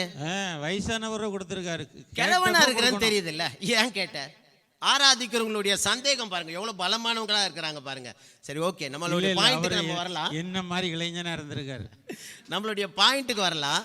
வசனம் சொல்லுது, முதலாவது அந்தகாரத்தில் இருக்கிறவர்களுக்கும் இருளில் இருக்கிறவர்களுக்கும் அந்த அருணோதயம் அறிவிக்கப்படுகிறது. நாங்க முதல்ல உங்களுக்கு கிறிஸ்துவின் பிறப்பை அறிவிக்கிறோமா, நீங்க அப்புறமா நீங்க என்ன பண்ணுங்க, ஆராதிங்க. முதல்ல அந்தகாரத்துல இருக்கிற இருளில் இருக்கிற உங்களுக்கு நாங்க அறிவிக்கிறோம். அறிவிச்சதுக்கு அப்புறமா நீங்க என்ன பண்ணுங்க, அதை மேற்கொண்டு நீங்க ஆராதிங்க. அதனால ஒரு விஷயத்தை நான் சொல்லி நான் என்னுடைய பேச்சை நான் தொடங்குறேன். இன்னைக்கு காந்தி தாத்தா தொடங்கலையா? இல்லையா, இப்பதான் மேட்ருக்கே வர போறையா. இப்போ காந்தி தாத்தா எல்லா ரூபா நோட்லயும் இருக்காரு. ஒரு 500 தாள் அங்கேயும் ஒரு 10 தாள் இங்கேயும் கொடுத்தா அவரு எல்லா நோட்லயும் சிரிப்பாரு. இவங்க சிரிப்பாங்களா? சிரிக்க மாட்டாங்க. அது போலதான் ஒருத்தர் சின்ன நிலையில இருப்பாங்க, ஒருத்தர் பெரிய நிலையில இருப்பாங்க. பிரச்சனைகள் பலவிதமா இருக்கும். ஆனா என் தேவன் என்ன சொல்லியிருக்கிறார்னா, நான் சமாதானத்தை கொடுக்க வந்தேன், என்னுடைய சமாதானத்தையே கொடுக்க வந்தேன்னு சொல்லி ஒருத்தர் பிறந்தார் பாருங்க. அவரை நாங்க அறிவிக்காம எங்களால இருக்க முடியுமா? அது சின்ன நிலையா இருந்தாலும் சரி, பெரிய நிலையா இருந்தாலும் சரி, அந்த சமாதானம் என்ன பண்ணும், நம்மள பேலன்ஸ் பண்ணும். பணம் பேலன்ஸ் பண்ணாது. ரூபால மட்டும்தான் காந்தி தாத்தா சிரிப்பார். வாங்குறவங்க இவங்க சிரிக்கவே மாட்டாங்க, சிரிக்க முடியாது. ஏன்னா அப்படிப்பட்ட தேவனை அறிவிக்க நாங்கள் என்ன பண்ணியிருக்கிறோம், வந்திருக்கிறோம். அவர் பிறந்து முன்னணியில் வச்சார். எல்லா மனுஷனும் பிறக்கும் போது நல்லா வாழணும்னு நினைச்சு பிறப்பாங்க. ஆனால் நம் தேவனாகிய ஆண்டவராகிய இயேசு கிறிஸ்து மட்டும்தான் மரிப்பதற்காகவே இந்த உலகத்தில் பிறந்தார், முன்னணியில் வைக்கப்பட்டார். ஏன்னா அங்கிருந்து தான் பலி கொண்டு போகப்படும். ஏன் துணிகளில் சுற்றி வைக்கப்பட்டார்? ஆடு குட்டி போடும்போது கீழே விழுந்துருச்சுன்னா காயம் பற்றோன்னு துணிகளை சுத்திட்டு காத்துட்டு இருப்பாங்களாம் அந்த மேய்ப்பர்கள். அதனால தான் அந்த வசனம் சொல்லுது, மேய்ப்பர்கள் மந்தையை காவல் காத்து கொண்டிருக்க போது. நைட்டில் தூங்கியிருந்தாங்கன்னு இருக்கணும். ஏன் காவல் காத்தாங்க? பழுதான குட்டி வந்துடக்கூடாது, நாங்கள் பத்திரமா பார்த்துக்கணும் அப்படின்னு சொல்லிட்டு இருந்தாங்களாம். அப்படி பழுதில்லாத ஒரு குட்டி இயேசு கிறிஸ்து இந்த பூமியில் வந்ததை நாங்கள் எல்லாருக்கும் அறிவிக்கணும். அப்படி அறிவிக்கலைன்னா, ரட்சிப்பின் கதவு அன்னைக்கு திறந்ததுன்றதை நம்ம சொல்லலைன்னா எல்லாரும் எங்கே இருப்பாங்க? நரகத்தில் தானே இருப்பாங்க. வேத வசனம் சொல்லுது, நானே அவர் என்று நீங்கள் அறியாவிட்டால் உங்கள் பாவங்களில் சாவீர்கள். என்னன்னு அறிஞ்சிக்கணும் பிரதர்? நானே அவர்னு அறிஞ்சிக்கலனா நான் என்னன்னு அறிஞ்சிக்கணும்? நான் தான் உன்னுடைய பாவத்தை மன்னிக்க வந்தவர், உன்னுடைய ரட்சகர். என்னுடைய ரத்தத்தினால தான் நீ மீட்கப்பட்டிருக்கிறாய் என்றதை நான் ஒருத்தருக்கு சொன்னாதானே அவங்க என்ன பண்ணுவாங்க? ரட்சிக்கப்படுவாங்க. பேதுரு சொல்றாரு, வெள்ளியும் பொண்ணு என்னிடத்துல இல்ல, என்னிடத்துல ஒண்ணு இருக்கு, இயேசு கிறிஸ்து என்ற நாமம். எழுந்து நடனாரு. எழுந்து நடந்தான். அந்த முடவனுடைய வாழ்க்கை எப்படி எழுந்து பிரகாசிக்கப்பட்டதுனாக்கா, இயேசுவை அறிவித்ததுனால, இயேசுவின் நாமத்தை அறிவித்ததுனால தான் அதனாச்சு பிரகாசிக்கப்பட்டது. சரி, எல்லாத்துக்கும் நம்மளையே நம்ம பேசிக்க வேணாம், எதுக்கு ஆர்கியூ? ஏன் அவருடைய பிறப்பு அப்படின்னு நம்ம அவர்கிட்ட கேட்டாக்கா, அவர் சொல்றாரு, ஆண்டவர் சொல்றாரு, நான் இந்த சத்தியத்தை குறித்து சாட்சி கொடுக்க அறிவிக்க வந்தேன்ப்பா. சத்தியவான் எவனோ என் சத்தத்துக்கு செவி கொடுக்கிறான், ஆனா இவங்க யாரும் செவி கொடுக்க மாட்டேங்கிறாங்கப்பா. நான் அறிவிக்க வந்தேன். அப்ப நம்ம என்ன பண்ணணும்? கிறிஸ்துவின் பிறப்பை அறிவிக்கணும். இவங்க ஆராதிக்கணுன்றாங்களே, இவங்க என்ன பண்ணல? சத்தியவான் எவனோ என் சத்தத்துக்கு செவி கொடுக்காதவங்களா இருக்கிறாங்களப்பா. செவி கொடுங்கப்பா. இதுதான் ஆண்டவராகிய இயேசு கிறிஸ்து நமக்கு சொல்றாரு. நான் தரித்திரனுக்கு சுவிசேஷத்தை பிரசங்கிக்க வந்தேன், அவனுடைய அந்த நொறுக்கப்பட்டு இருக்கிற அவனுக்கு நான் விடுதலையை கொடுக்க வந்தேன், சிறைப்பட்டவனை மீட்க வந்தேன் அப்படின்னு அவரே அறிவிக்கிறாருனாக்கா, இவங்க அறிவிக்காம ஆராதிச்சுனே உட்காந்து நிற்பாங்களா? ஒருவன் அறிவிக்கப்படாமல் எப்படி தெரிந்து கொள்ள முடியும்?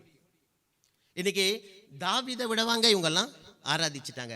அவர் துன்பத்தில் ஆராதிச்சார். நமக்கு தெரியும் இல்லையா? ஆராதனையில் ஒரு நேரம் தாவீது கிட்ட போயிடும். அவர் துன்பத்தில், பாடுல, சத்துருக்கள் துரத்தும் போது எல்லா கட்டத்திலும் அவர் ஆராதிச்சார்.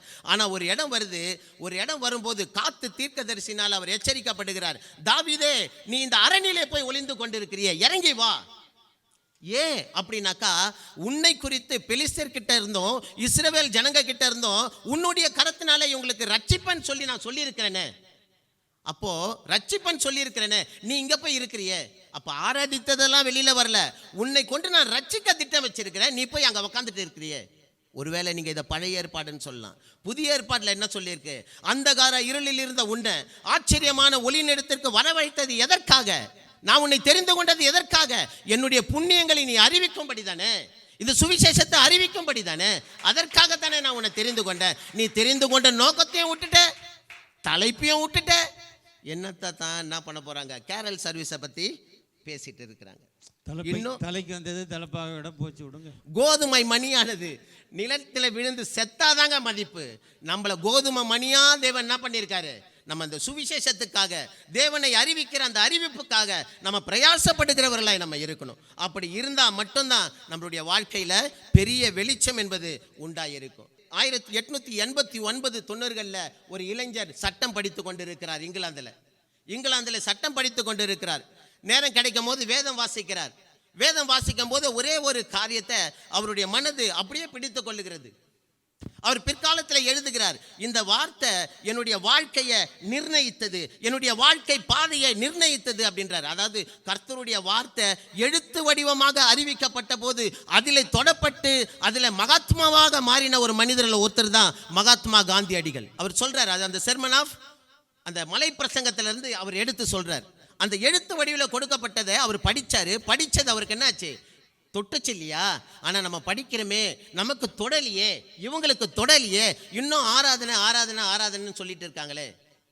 ஆராதனை எப்படி ஒரு நாணயத்துக்கு 2 பக்கம் இருக்குதோ அது போல ரெண்டுமே உண்மைதான். ஆராதனை வேணும், அறிவிப்பு வேணும், ஆனால் அதை காட்டிலும் எது முக்கியமாக இருக்குது? அந்த உலோகம்னு ஒன்று வேணும் இல்லையா? அந்த உலோகம்னு ஒன்று இருந்தால் தானே அச்சு இருக்கும். அதுதான் இந்த அறிவிக்கிறது, அதுதான் இயேசு கிறிஸ்துவை அறிவிக்கிறது. ஏன்னா ஆதி உலகம் தோற்றம் முதல் கொண்டே அவர் என்ன பண்ணார்? இயேசு கிறிஸ்து அறிவிக்கப்பட்டவராய் தான் இருக்கிறார். எல்லாத்த விட முக்கியமான ஒரு விஷயம் சொல்றேன் பாருங்களேன். நாம அறிவிக்கலைன்னா நம்மளோட கூட பிறந்தவங்களா இருந்தா கூட நாம பரலோகத்தில் இருப்போம், அவங்க நரகத்தில் தான் இருப்பாங்க. மேலே ஆராதிக்க முடியும், மேலே சுவிசேஷம் அறிவிக்க முடியாது. அதுதான் ஐஸ்வர்யவான் லாசரு கதை சொல்லுது. ஆனால் இந்த பூமி பிரபஞ்சத்தில் எங்கேயும் சுவிசேஷத்தை அறிவிக்கலாம், ஆனால் மேலே அறிவிக்க முடியாது. ஆக நமக்கு கொடுக்கப்பட்டிருக்கிற வாய்ப்பு எது? இந்த பூமியிலே நான் வாழுகிற போது சுவிசேஷத்தை அறிவிக்கணும், பரலோகத்தில் பொக்கிஷத்தை நான் சேர்த்து வைக்கணும். அந்த பிறப்பை நான் அறிவிக்கணும், பரலோகத்தில் சேர்த்து வைக்கணும். பரலோகத்தில் போய் ஆராதிச்சுக்கலாம். ஆனால் அங்கே செய்ய வேண்டியதை இங்கே செய்கிறாங்க, இங்கே செய்ய வேண்டியதை செய்யாமல் இருக்கிறாங்களே. இங்கே நம்ம என்ன பண்ணணும்? சுவிசேஷத்தை அறிவிக்கணும். ஏன்னா இந்த அறிவிப்பு மேலே கிடையாது. நம்ம ஐஸ்வர்யவான் லாசர் கதையை படிப்போம். ஐயோ, எனக்கு 5 சகோதரர் உண்டாச்சு, அவங்களுக்கு வேற ஆள் இருக்காங்கப்பா, நீ போய் சொல்ல முடியாது. ஆக நான் இங்கே சொல்ல வேண்டிய ஒரு காரியம் என்ன அப்படின்னு சொன்னாக்கா, அது இயேசுவின் பிறப்பாகிய அந்த பிறப்பை, ஐயோ உங்களுக்காக தான் இந்த இரட்சகர் பிறந்திருக்கிறார், பலமாய் ரூபிக்கப்பட்ட கிறிஸ்துவமாய் இருக்கிறார். அவருடைய மரணம் தாங்க அந்த பிறப்பையே காட்டுது. அந்த பிறப்பு அவருடைய மரணத்தை அழகாக காட்டுகிறது. முன்னணியில் வைக்கப்பட்டு அங்கிருந்து கொண்டு செல்லப்படுகிறவராய். ஆகவே ஐயா, நான் ஒன்று சொல்லி நிறைவு செய்கிறேன் பாருங்க. நாங்கள்லாம் நட்சத்திரம் மாதிரி கரெக்டாக சுவிசேஷத்தை சொல்லி நேராக குடிலுக்கு கூட்டின்னு வந்து வச்சுருவோம். இவங்கெல்லாம் குழு மேப் மாதிரி, இவங்க ஆராதனைன்னு சொல்லி எல்லாரையும் கூட்டின்னு போய் முட்டு சந்தில் நிற்க வச்சுருவாங்க. அதனால வேதம் நமக்கு என்ன காண்பிக்குது? சுவிசேஷத்தை அறிவி, அது உன்மேல் விழுந்த கடமையாக இருக்குது. ஆகவே இந்த உலகத்தில் வாழ்ந்த எல்லாருமே அப்படி தான் சொல்லியிருக்கிறாங்க. இன்னைக்கு ஒரு காரியத்தை நான் சொல்கிறேன் பாருங்க. ஒரு மனுஷன் 1775களில் ஜான் நியூட்டன் அப்படின்ற ஒரு பேர், அவர் உலக புகழ் பெற்ற பாடல்களை எழுதியிருக்கிறார். ஆனால் மோசமான ஒரு மனிதர். அவரோடு கூட இருக்கிறவங்களே அவருக்கு சாட்சி கொடுக்க மாட்டாங்க. தன்னுடைய ஐயோ செத்துருவோமோன்ற ஒரு பயத்தில் இப்போவாச்சும் பைபிளை படிக்கலாம் நம்ம எடுப்போம் பாருங்க. ஆபத்து காலத்துக்கு அவசரம் ஆம்புலன்ஸ் மாதிரி 108 113 33 படிச்சுருப்போம் பாருங்க. அந்த மாதிரி அவர் எடுத்து படிக்கிறாரு. ஒரு வார்த்தை, பயப்படாத, நான் உன்னை மீட்டு கொண்டேன் அப்படின்னு. அவருடைய அந்த கப்பல் பிரயாணத்தில், கப்பல் மூழ்குகிற நேரத்தில், அந்த மாதிரியான சூழ்நிலையில் அந்த ஒரு வார்த்தை ஒரு மனிதனுடைய உயிரை மீட்டு அவருடைய உயிர் மீட்சியை ஏற்படுத்திச்சு. உலக புகழ்பெற்ற பாடல்களை அவர் எழுதினார்னாக்கா அந்த வேதத்தின் மதிப்பு என்னன்றதை நம்ம தெரிஞ்சுக்க வேணாவா? அப்படிப்பட்ட வேதத்தின் மகத்துவத்தை அறிந்து கொடுக்கப்பட்ட தலைப்பு என்ன? கிறிஸ்துவின் பிறப்பு அறிவிக்கப்பட வேண்டிய ஒன்று. நாம் எங்கே மூலையில் நின்று ஆராதிக்கப்பட வேண்டியதல்ல, அறிவிக்கப்பட வேண்டிய ஒன்று என்ற சிந்தையில் கொண்டு நாம் நம்முடைய வாழ்நாட்களை தேவனுடைய சுவிசேஷத்தை அறிவித்து பரலோகத்தில் நம் பொக்கிஷங்களை சேர்த்து வைப்போம். ஒரு வார்த்தை மீண்டுமாய் நான் சொல்கிறேன், இந்த பூமியில் மாத்திரம்தான் நம்ம சுவிசேஷத்தை அறிவிக்க முடியும். பரலோகத்தில் அவர் ஆராதிக்க மட்டும்தான் முடியும், அங்கே போனால் நம்ம சொல்ல முடியாது. ஆகவே கொடுத்த வாய்ப்பினை நாம் யாவரும் இந்த பூமியிலே பயன்படுத்தி கர்த்தருடைய நாமத்தை நாம் மகிமைப்படுத்துவோம். வாய்ப்புக்கு நன்றி. அருமையாக தன்னுடைய அணிக்கு வாதத்தை சேர்த்திருக்கிறார். இந்த பூமியிலே மாத்திரம்தான் நாம் அறிவிக்க முடியும். ஆராதனை என்பது இங்கு மாத்திரமல்ல, பரலோகத்திலும் செய்யப்படும். பரலோகத்திலே ஆராதிக்க முடியும், அறிவிக்க முடியாது என்ற ஒரு கருத்தை சொல்லியிருக்கிறார். ஆனால் ஒன்று வசனம் சொல்லுது, பரலோகத்தில் எப்படி ஆராதனை இருக்குதோ அதே மாதிரி பூமியில் ஆராதனை வேணும்னு சொல்லியிருக்கு. ஒருவேளை இவங்க அந்த பதிலை சொல்லக்கூடும்னு நான் நினைக்கிறேன். அதுக்காக நான் அந்த பதிலை சொல்லலை. காந்தியை பற்றி நல்ல உண்மையாகவே காந்தியினுடைய அகிம்சைக்கு காந்தியை வழி நடத்தியது இயேசு கிறிஸ்துவனுடைய பிரசங்கம்தான். அதெல்லாம் மறைச்சிட்டாங்க. ஆனால் அதுதான் உண்மையான விஷயம். அதை பற்றி சொன்னார். இப்படி தான் ஒரு ஸ்கூலில் ஒரு பையனுக்கு ஒரு கொஸ்டின் வந்தது, காந்தி ஜெயந்தி பற்றி சிறு குறிப்பு வரைக. அவன் எழுதினான். நல்ல காந்தி அவர் எப்படி பிறந்தார் அதெல்லாம் எனக்கு தெரியும், அவர் போராட்ட வீரர். ஆனால் ஜெயந்தி இப்போது தான் எதிர்த்த வீட்டிலே குடி வந்திருக்கிறாள், விசாரித்து அடுத்த எக்ஸாமில் எழுதுகிறேன் அப்படின்னு. அடுத்த கொஸ்டினை படித்தான். கஸ்தூரி பாய் காந்திக்கு மனைவி. சிம்பிளாக எழுதி முடிச்சிடணும். கஸ்தூரி ஒரு மார்க்கு தான். நம்ம ஆள் கஸ்தூரி பாய். அது கஸ்தூரி மான் போல, கஸ்தூரி மஞ்சள் போல, அது ஒரு விதமான பாய். இந்த பாய் என்பது படுப்பதற்கு இப்போதெல்லாம் பிளாஸ்டிக் பாய் வந்திருக்கிறது. நிறைய ஆலயங்களிலே பாய் போடுவார்கள். இப்படியான ஒரு புதுவிதமான இந்த பாய் கஸ்தூரி பாய் எனப்படும் அப்படின்ட்டு அவன் எழுதி முடிச்சிட்டான். இப்படி ஏட்டி பூட்டியெல்லாம் பேசாமல் நம்ம சகோதரன் நீட்டாக அந்த இதுக்கு என்ன பதில் வேணும் ஏங்கிறதுக்கு நல்ல கேள்விக்கு தகுந்த பதிலை சாமர்த்தியமாக அல்வா துண்டு மாதிரி வெட்டி வச்சிருக்கிறாரு. இதுக்கு பதில் சொல்கிறது சாத்தியப்படுமான்னு எனக்கு தெரியல. சத்தியமாக சாத்தியப்படும்னு சொல்ல வர்றாங்க. ரீட்டா லக்ஷாபதி, வாங்க ரீட்டா லக்ஷாபதி. கர்த்தருடைய பரிசுத்த நாமத்துக்கு மகிமை உண்டாகட்டும். எங்கள் ஆவிக்குரிய தந்தை செல்லதுரை பாஸ்டர் அவர்களுக்கும், நடுவரையா அவர்களுக்கும், அன்பு சகோதர சகோதரிகளுக்கும், என் அணியினருக்கும், அன்பு சகோதர எதிரணிகளுக்கும், சால்வேஷன் டிவி நேயர்களுக்கும் என் மனமார்ந்த ஸ்தோத்திரத்தையும் நன்றியும் தெரிவித்துக் கொள்கிறேன். நம்முடைய பட்டிமன்றத்தின் தலைப்பு கிறிஸ்துவின் பிறப்பு நாம் ஆராதிக்கவா அறிவிக்கப்படவா? அன்பு சகோதரர்களே, அறிவிக்கப்படுவதற்கு தான் என்பதை நாங்கள் ஒத்துக்கொள்ளுகிறோம். அதற்கு நாங்கள் எதிராளிகள் அல்ல. கிட்டத்தட்ட ஒத்துக்கிட்டாங்க ஐயா. ஐயா, நீ அவங்க சொல்றது என்னன்னா, சட்டியில இருந்தா தான் அகப்பையில வரும்னு சொல்றீங்க. அப்படிதானே? வரும், ஆனா வராது அப்படின்னு நாங்க சொல்றோம். சட்டியில இருக்கிறத சொல்றாங்க. ஐயா, மரியாளுக்கு தேவதூதன் வர்றாரு, கிருபை பெற்றவளே வாழ்க, உன் வயிற்றுல ஒரு குழந்தை பிறக்க போகுதுன்னு. நீங்க யோசிச்சு பாருங்களேன். அந்த அம்மா எடுத்து வேணும், அப்படியா ரொம்ப நன்றி, கஷ்டப்படாம எனக்கு பிள்ளை வருதா, ரொம்ப சந்தோஷம் நான் சொன்னாங்க. அது எப்படி ஆகும்? நான் புருஷனை அறியேனே, பயப்படுறாங்கல்ல. அப்போ நியாயமான ஒரு கேள்வி. அந்த அம்மா பயப்படுதுல. இப்போ பெண்கள் சுதந்திரம் அதிகமா இருக்கு. அப்பெல்லாம் இல்லைல்ல. கல்யாணம் ஆகாத ஒரு பிள்ளை குழந்தை பிறந்தா என்ன சொல்லுவாங்க? ஸோ அப்போ அந்த அம்மா பயப்படுறாங்கங்க. அதுல ஒரு நியாயம் உண்டு. அப்போ தேவதூதன் என்ன சொல்றாரு? நீ பயப்படாத, உன்னதமானவரின் பலன் உன்னுக்குள் வரும்னு சொல்லிட்டாருங்க. அறிவிப்பு தான், நாங்க ஒத்துக்கிறோம். அப்போ இந்த வார்த்தையை கேட்ட உடனே மரியாள் என்ன சொல்றாங்க? தன்னை சரண்டர் செய்கிறார்கள். என்ன சொல்றாங்க? அப்படியா, கர்த்தருக்கு ஸ்தோத்திரம், மகிமையானவர் என்னிலே பெரிய காரியங்களை செய்தார், இது முதல் ஸ்ரீகள் எல்லாம் என்னை பாக்கியவதி என்பார்கள் என்று சொல்றாங்க. அப்போ அது என்னங்க அர்த்தம்? அந்த அறிவிப்புக்கு அர்த்தம் உண்டாயிற்று என்று அர்த்தம். கையை தட்டுங்க சகோதரிகளே. ஏன்னா அவங்க சொல்றாங்களா, கைதட்ட சொல்லலாமா? ஐயா, அறிவிப்பு தான் முக்கியம் அப்படின்னு சொல்றீங்கல்ல, அதுக்கு சொல்றேன். அந்த பயத்தை போக்கியது அந்த ஆராதனை. கைதட்டுங்கன்னு ஒரு அறிவிப்பு கொடுக்குறாங்க. ஏன்னா எங்க அன்னைக்கு கொஞ்சம் ஆள் சேர்க்கலாம் தாங்க ஐயா. பண்ணி தரேன். சரி, அப்போ மரியாளுக்குள்ள அந்த தைரியம் எங்க இருந்து வந்ததுங்க? தேவனை ஆராதிக்கும் பொழுதுதான் அந்த தைரியம் வந்தது. நீங்க சொல்றீங்களே ஆராதனை, அறிவிப்பு அறிவிப்பு அறிவிப்பு அறிவிப்பு முக்கியம் தாங்க, நாங்க இல்லைன்னு சொல்லல. ஆனா அந்த அறிவிப்புக்கு அர்த்தத்தை உண்டாக்குகிறது ஆராதனை என்று சொல்லுகிறேன். நீங்க சொன்னீங்க அறிவிப்பு, நம்ம சபையில அறிவிப்பு கொடுக்கிறவர் இருக்காருன்னு சொல்றீங்க. இப்போ வர கிறிஸ்மஸ் ஆராதனை 7 மணிக்கு எல்லா சகோதர சகோதரிகளும் கண்டிப்பா ஆராதனையில கலந்து கொள்ளுங்க, குடும்பமா வாங்க அப்படின்னு அறிவிப்பு கொடுக்குறாருங்க. ஒரு முறை அதை அறிவிச்சிட்டாரு. அடுத்த முறையும் தயவு செய்து எல்லாம் மறந்துடாதீங்க வாங்கன்னு சொல்லி அறிவிக்கிறாருங்க. 3வது முறை அந்த அறிவிப்பை சொன்னா நம்ம என்ன சொல்லுவோம்? என்ன ஆச்சு இவருக்கு, நல்லா தானே இருந்தாரு அப்படின்னு சொல்லுவோம். அதே அவர் வந்து நின்று அப்படியாவது ஆராதனைக்கு வரட்டும், அவர் வந்து நின்று கர்த்தருக்கு ஸ்தோத்திரம், எல்லா ஆராதனையில கலந்து கொள்ளுங்க, தேவனை நம்ம ஆராதிக்கணும், கர்த்தருக்கு ஸ்தோத்திரம் 10 முறை சொன்னா கூட நம்ம அதை கேர் பண்ண மாட்டோம். ஏன்னா அவர் ஆராதனை அதுதாங்க. அறிவிப்பு என்பது ஒரு லிமிட் தான். நீங்க சொல்றீங்களேங்க, ஒரே ஒரு காரியம் நடந்த ஒரு உண்மையை மற்றவங்க சொல்லி இல்லைங்க, என் வாழ்க்கையில நான் அனுபவிச்சதை சொல்றேன். நாங்கள் வாலிப பிள்ளைகளாய் திருமணத்துக்கு முன்பாக கிராம ஊழியங்களுக்கு போவோம். அங்கே போய் இதே மாதிரி கிறிஸ்மஸ் நாட்களிலே இயேசு உங்களுக்காக பிறந்திருக்கிறார், அவர்தான் உலக ரட்சகர், அவர்தான் பாவங்களை மீட்க வந்தவர், இப்படி பலவிதமான அறிவிப்புகளை நாங்கள் கொடுத்துட்டோங்க. ஒரு பாட்டி அம்மா என்ன பண்ணுச்சு, என்ன அதுன்னுச்சு, அம்மா இயேசு கிறிஸ்து உலகத்தில் பிறந்திருக்காருமா. அப்படியா, என் வீட்டில் பிறந்திருக்கிற பேரத்துக்கு பிஸ்கெட்டும் பாலம் வாங்கி கொடுக்க முடியல, இதுவரை ஏசு யாரோ பிறந்துக்கிறாராம், போமா ஏசா பாசான்னு சொல்லிட்டாங்க. மனசுக்குள்ளே ரொம்ப வருத்தம்.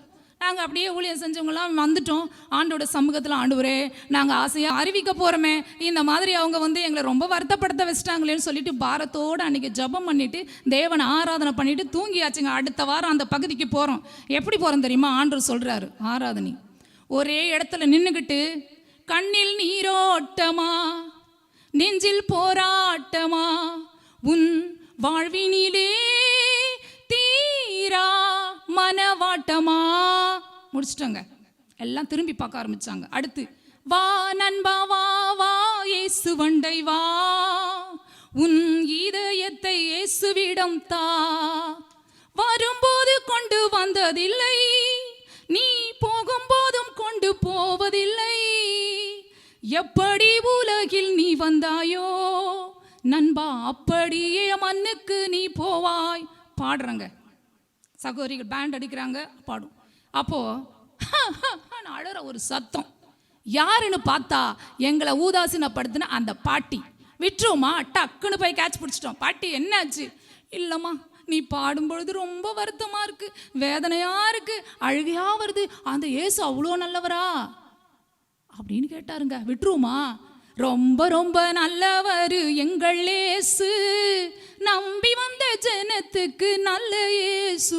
பாடின உடனே பாட்டிக்கு ரொம்ப சந்தோஷம். அப்புறம், அப்படியா இயேசு கிறிஸ்து அவ்வளோ நல்லவரா, என்ன இயேசு ஏற்றுப்பாரா, நான் இயேசு அறியலையே, அதுக்காக தான் நாங்கள் அறிவிக்க வந்திருக்கோம். அறிவிப்பு பயன் செய்யலைன்னா ஆராதனை பயன் செய்யுங்க. அங்கிட்டு போமான்னு தட்டுன அந்த பாட்டி வாரம் வாரம் இங்கிட்டு எப்போ வருவீங்கன்னு கேட்டுச்சுங்க. அப்போ அந்த அறிவிப்புக்கு ஒரு அர்த்தத்தை உண்டாக்கினது ஆராதனை. நீங்கள் அவ்வளோ அலட்சியமாக சொல்கிறீங்க. பாஸ்டர் பேசினார்ல, பாக்கியராஜ் பாஸ்டர், சர்ச்சு உள்ள வரும்போது ஃபர்ஸ்ட்லாம் ஒரு ஆராதனை பண்ணுவார். அவர் இயேசு வரும்போது உந்தன் விளக்கெரிய என்னை நிறைவாய் தேவை. இந்த பாடலை ஒரு நாள் பாடிட்டு இருக்காருங்க. எனக்கு கார்ல இருந்து இறங்கி எப்ப சர்ச்சு உள்ள வர போறோம்னு எடுத்துட்டு வருதுங்க. அப்போ ஆராதனைக்கு மிகப்பெரிய ஒரு பவர் உண்டு. நீங்க சொல்றீங்களே அறிவிப்பு என்ன தெரியுமா? இப்போ சாதாரணமாக சொன்ன அறிவிப்புனா ஒரு அனௌன்ஸ்மெண்ட், அவ்வளோதான், சொல்லியாச்சு. ஆனால் ஆராதனை என்பது அப்படி அல்ல, அது ஆன்மீக தொடர்புடையது. ஆண்டவருக்கும் நமக்கும் மிகப்பெரிய ஒரு தொடர்பு உண்டாக்குகிறது. நம்முடைய காரியங்கள் எதுவாக இருந்தாலும் அது ஆண்டவருக்கு தெரியப்படுத்துகிறது ஆராதனை. சொல்றீங்களே, சரிங்க நாங்கள் ஊழியம் செய்ய போகிறோம், அறிவிக்க போகிறோம், ஏன் ஜெபம் பண்ணிட்டு போறீங்க? தேவனே எங்க கூட வாங்க இயேசப்பா, நாங்கள் உண்மை ஆராதிக்க ஏன் சொல்லிட்டு போறீங்க? ஒரு பயம்தான், இப்போ யாரும் அடிச்சு விடுவாங்களேன்ட்டு. இப்போ ஒரு 500 நோட்டீஸோ 600 நோட்டீஸோ இப்போ வந்து பட்டிமன்றத்துக்கு நோட்டீஸ் அடிச்சு கொடுத்துட்டாங்க. எல்லாருக்கும் அறிவிப்பு கொடுத்தாச்சு. இப்போ வந்திருக்கிறவங்க எத்தனை பேர்? அந்த அறிவிப்பு எத்தனை பேருக்கு பயன் செய்கிறது? அன்புக்கு அன்பான சகோதரர்களே, நாங்கள் அறிவிப்புக்கு எதிர்ப்பானவர்கள் அல்ல. அறிவிப்பாய் நின்றுவிட்டால் அதற்கு பயன் கிடையாது. அறிவிப்பு என்றைக்கு ஆராதனையாய் மாறுகிறதோ அன்றைக்குத்தான் அந்த அறிவிப்புக்கு அர்த்தம் உண்டு என்று சொல்லுகிறோம். அதை ஏன் நீங்க கேட்க மாட்டேன்றீங்க? நிறைய சபை வளரல. இப்போ நம்ம பாசு சொன்ன மாதிரி அறிவிப்பு மட்டும் போதுன்னு சொல்லி பேசினாரு நம்ம ஜேக்கப் பிரதர். அப்படி அல்லங்க, அறிவிப்புன்றது எல்கேஜி மாதிரி. ஆராதனை என்பது நம்ம காலேஜ் முடிச்சு வெளியில வர பாருங்க, பட்டம் வாங்கிட்டு அதுங்க. ஹல்லேலூயா. அறிவிப்பு சாதாரண விஷயம் அல்ல, அது உணர்வு சம்பந்தமான விஷயம். அறிவிப்பு என்பது தூதன் வந்து அறிவிச்ச உடனே மரியாள் வந்து பயந்தாங்க. என்னைக்கு ஆவியானவர் அந்த ஆராதனை அவளுக்குள்ளே வந்ததோ அந்த அறிவிப்பு அந்த அப்படியே மாறி போகுச்சுங்க. ஆராதனையை நீங்க அற்பமா என்னாதீங்க. பெல் வர அடிச்சாரு. ஆராதனை என்பது என்பது ஆராதனைக்கும் அறிவிப்புக்கும் நிறைய காரியங்கள் உண்டு. ஆனால் அதை ஒவ்வொன்றாய் கூட இப்ப சொல்ல முடியவில்லை. ஆராதனை என்பது சொன்னாங்க இங்கேயோட முடிஞ்சிடும். இங்கேயே நீ ஆராதனைக்கல, பரலோகத்துல போய் என்ன ஆராதிக்க முடியும்? ஆராதனை என்பது மிக அதிக பலன் உள்ளது. அது ஆன்மாவுக்கும் ஆண்டவருக்கும் உள்ள தொடர்புடையது என்பதை நாம் மறந்துவிடக்கூடாது. அறிவிப்பு மறந்துருங்க, ஆனால் ஆராதனை மறக்காது. அறிவிப்பு 10 பேரை கூட்டிட்டு வந்தா ஆராதனை 1000 பேரை கூட்டிட்டு வருவாங்க. அவ்வளவு வலிமை உள்ளது ஆராதனை. ஆராதனை சகல காரியங்களும் செய்யும். என்னுடைய தனிப்பட்ட வாழ்க்கையிலும் நான் ஆபீஸ்ல அநேக அற்புதங்கள் இயேசுவை அறிவிச்ச அற்புதம் நடக்கலங்க. ஆராதனையை ஆரம்பித்தேன். ஆபீஸ்ல பெரிய ஹால் கட்டி ஏசி போட்டேனா ஆராதனைக்குன்னு இடத்து கொடுத்தாங்க. அப்படி செய்யக்கூடியது ஆராதனை. ஆராதனை குடும்ப சமாதானத்தை கொடுக்குங்க. ஆராதனை வந்து தேவ பிரசன்னத்தை உண்டாக்கும். ஆனால் அறிவிப்பு என்பது ஒரு முறை அறிவிச்சா போதும், அவ்வளவுதான். ஆனால் என்றைக்கு ஆராதனையில் செயல்படுகிறதோ அப்போதுதாங்க அந்த அறிவிப்புக்கு அர்த்தம் உண்டாகும் என்று சொல்லி நாங்கள் இங்கே சொல்லுகிறோம். அப்போ ஆராதனை குறித்ததான ஒரு சிறு கவிதையோடு முடிக்கிறேன், நேரமில்லாத காரணத்தினால். அகில உலகத்தை உண்டாக்கின ஆண்டவர் இயேசுவுக்கு நாம் அடிமனதில் இருந்து எழும் துதி ஸ்தோத்திரம் தான் ஆராதனை. அகில உலகத்தை உண்டாக்கின ஆண்டவர் இயேசுவுக்கு நாம் அடி மனதில் இருந்து எழும் தான் துதி ஸ்தோத்திர ஆராதனை. ஐம்புலன்களையும் அடக்கி நாம் அப்பா இயேசுவை தொழுது கொள்ள செய்வதுதான் ஆராதனை. பரிசுத்த இரத்தத்தினால் நமக்கு பாவ மன்னிப்பை அருளின இயேசுவுக்கு நம்மை அர்ப்பணிப்பதுதான் ஆராதனை. ஆராதனை என்பது 4 எழுத்து கொண்ட வடிவம் அல்ல, ஆண்டவருக்கும் நம் ஆன்மாவுக்கும் உள்ள உன்னத உறவு ஆராதனை. நம் அங்கலாய்ப்பையும் அழுகையையும் சந்தோஷத்தையும் நிறைவையும் ஆண்டவர் இயேசுவுக்கு தெரியப்படுத்துவதுதான் ஆராதனை. நம் ஆவி ஆத்துமா சரீரங்களை பரிசுத்த ஜீவ பலியாக ஆண்டவர் இயேசுவுக்கு ஒப்புக் கொடுப்பதுதான் புத்தியுள்ள ஆராதனை. ஆராதித்துக் கொண்டே இருப்போம் நம் இயேசு ராஜா வரும் வரை. மீண்டும் தொடரட்டும் நம் ஆராதனைகள் பரலோக ராஜ்யத்திலும். நன்றி நன்றி. ஒன்று மாத்திரம் சொல்லி விடைபெறுகிறேன். நீங்கள் அறிவியுங்கள், அதற்கு நாங்கள் எதிர்ப்பாளிகள் அல்ல. ஆனால் அறிவிப்புக்கு ஒரு அர்த்தம் உண்டு, ஒரு அர்த்தம் வேண்டும் என்றால் அது ஆராதனையாகத்தாக இருக்கும். ஆராதனை இல்லை என்றால் எதற்கு ஆலயம்? அறிவிச்சாச்சா பாய் போயின்னு சொல்லிடலாமே. ஒரு ஆலயம் என்றாவே அதில் முழு பங்கு வகிப்பது ஆராதிக்கத்தான் தவிர வேறு ஒன்றுமில்லை. அறிவிப்பு கேட்டு போய்விடலாம், ஆனால் ஆராதனை செய்வோமானால் அவர்கள் கடைசி வரை ஆண்டவருக்காக நிற்பார்கள். அறிவிப்பு கேட்பவர்கள் அப்படியே கொஞ்ச நேரம் அப்படியே ஏதாவது பிரச்சனை போப்பா அங்கேயும் போன ஒன்றும் இல்லைன்னு போயிடுவாங்க. ஆனால் ஆராதிக்கிறவர்கள் எந்த சூழ்நிலையில் இருந்தாலும் எந்த காலகட்டத்திலும் ஆண்டவரை விடாமல் பிடித்துக் கொள்வர்கள் மட்டும்தான் ஆராதனையிலே நிலை நிற்க முடியும். ஆராதனை ஆண்டவருக்கும் நமக்கும் உள்ள மிகப்பெரிய ஆன்மீக ஒரு உறவு. எக்காலத்திலும் அதை மாற்றவோ மறக்கவோ முடியாது என்பதை கூறி நன்றியாய் விடைபெறுகிறேன். நன்றி, வணக்கம். ஒரு சம்பவம் ஞாபகம் வந்தது. ஒரு பையன் ஸ்கூலுக்கு எக்ஸாம் எழுதிட்டு வந்தான். மம்மி கேட்டாங்க, எப்படிடா எழுதுனாங்க எக்ஸாம்? மம்மி எக்ஸாம் ஹாலில் நானே தூங்கிட்டேன் மம்மி. ஏன்டா தூங்குனா, என்ன ஆச்சுடா? நீ தானே மம்மி சொன்ன கொஸ்டின் தெரியலன்னா, கொஸ்டினுக்கு ஆன்சர் தெரியலன்னா முழிச்சிட்டு இருக்கக்கூடாதுன்னு சொன்னேன்ல, அதான் நான் தூங்கிட்டேன். ஜேக்கப் சாலமனுக்கு பேச்சை பார்த்து ஒருவேளை இவங்க எங்கடா பதில் தெரியாமல் தூங்கிடுவாங்களோ அப்படின்னு நினச்சேன். அப்படி இல்லாமல் நல்லாவே பதில் கொடுத்துருக்குறாங்க. அந்த குறிப்புகளை எல்லாம் நான் பின்னால் எடுத்து வைக்கிறேன், நோட்டீஸ் பண்ணிக்கிட்டேன். அதை நான் அப்புறமா அந்த சொல்லும்போது நான் எடுத்து உங்களுக்கு சொல்கிறேன். ஆராதனை இல்லாமல் எப்படி அறிவிப்பு வருங்கிறதுலேருந்து பேசியிருக்காங்க. நேரம் ஆகிட்டு இருக்கு, அதனால் நான் கொஞ்சம் வாயை குறைச்சிக்கிறேன். அருமையான சகோதரன் இப்பொழுது ஜேசன் நம்ம மத்தியில் இருக்கிறார். வந்து தன்னுடைய கருத்துக்களை அவர் எடுத்து வைப்பார். வாங்க.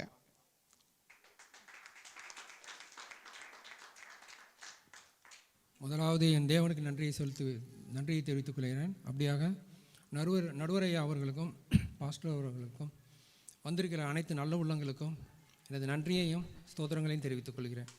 அதாவது புரியாதவங்களுக்கு புரிய வச்சிடலாம், ஆனால் அந்த புரியாத மாதிரி நடிக்கிறாங்க பார்த்தீங்களா, அவங்களுக்கு ரொம்ப புரிய வைக்கிறது ரொம்ப ரொம்ப கஷ்டம். அதான் எங்களோட எதிரணி.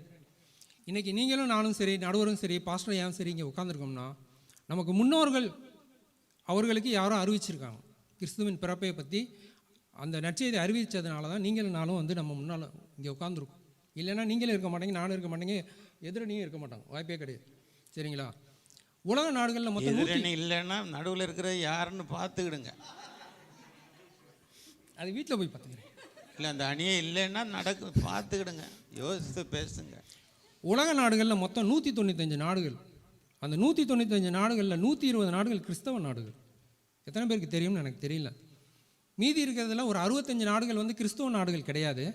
பட் ஆனால் வந்து அது கிறிஸ்தவர்கள் இருக்கிறார்கள், எல்லாம் அறிவிக்கப்பட்டதுனால. இன்னொரு 10 நாடுகள் வந்து ரொம்ப தீவிரவாத நாடுகள், அங்கே வந்து இல்லைன்னு சொல்கிறாங்க. அப்படியே இருந்தாலும் 0.1% இருக்கிறதா சொல்கிறாங்க. இன்றைக்கி கிறிஸ்துவோட சீஷர்கள் வந்து அந்த 12 சீஷர்களும் மத்தேயு, மார்க்கு, பேதுரு, லூக்கா இவர்கள் எழுதின நிருபங்கள் தான் அவங்களும் கையில் வச்சுருக்காங்க, நாங்களும் வச்சுருக்கோம். அது மூலமாக தான் கிறிஸ்து வந்து இன்றைக்கி வந்து உலகம் பூரா வந்து அறிவிக்கப்பட்டு கொண்டு இருக்கிறார்.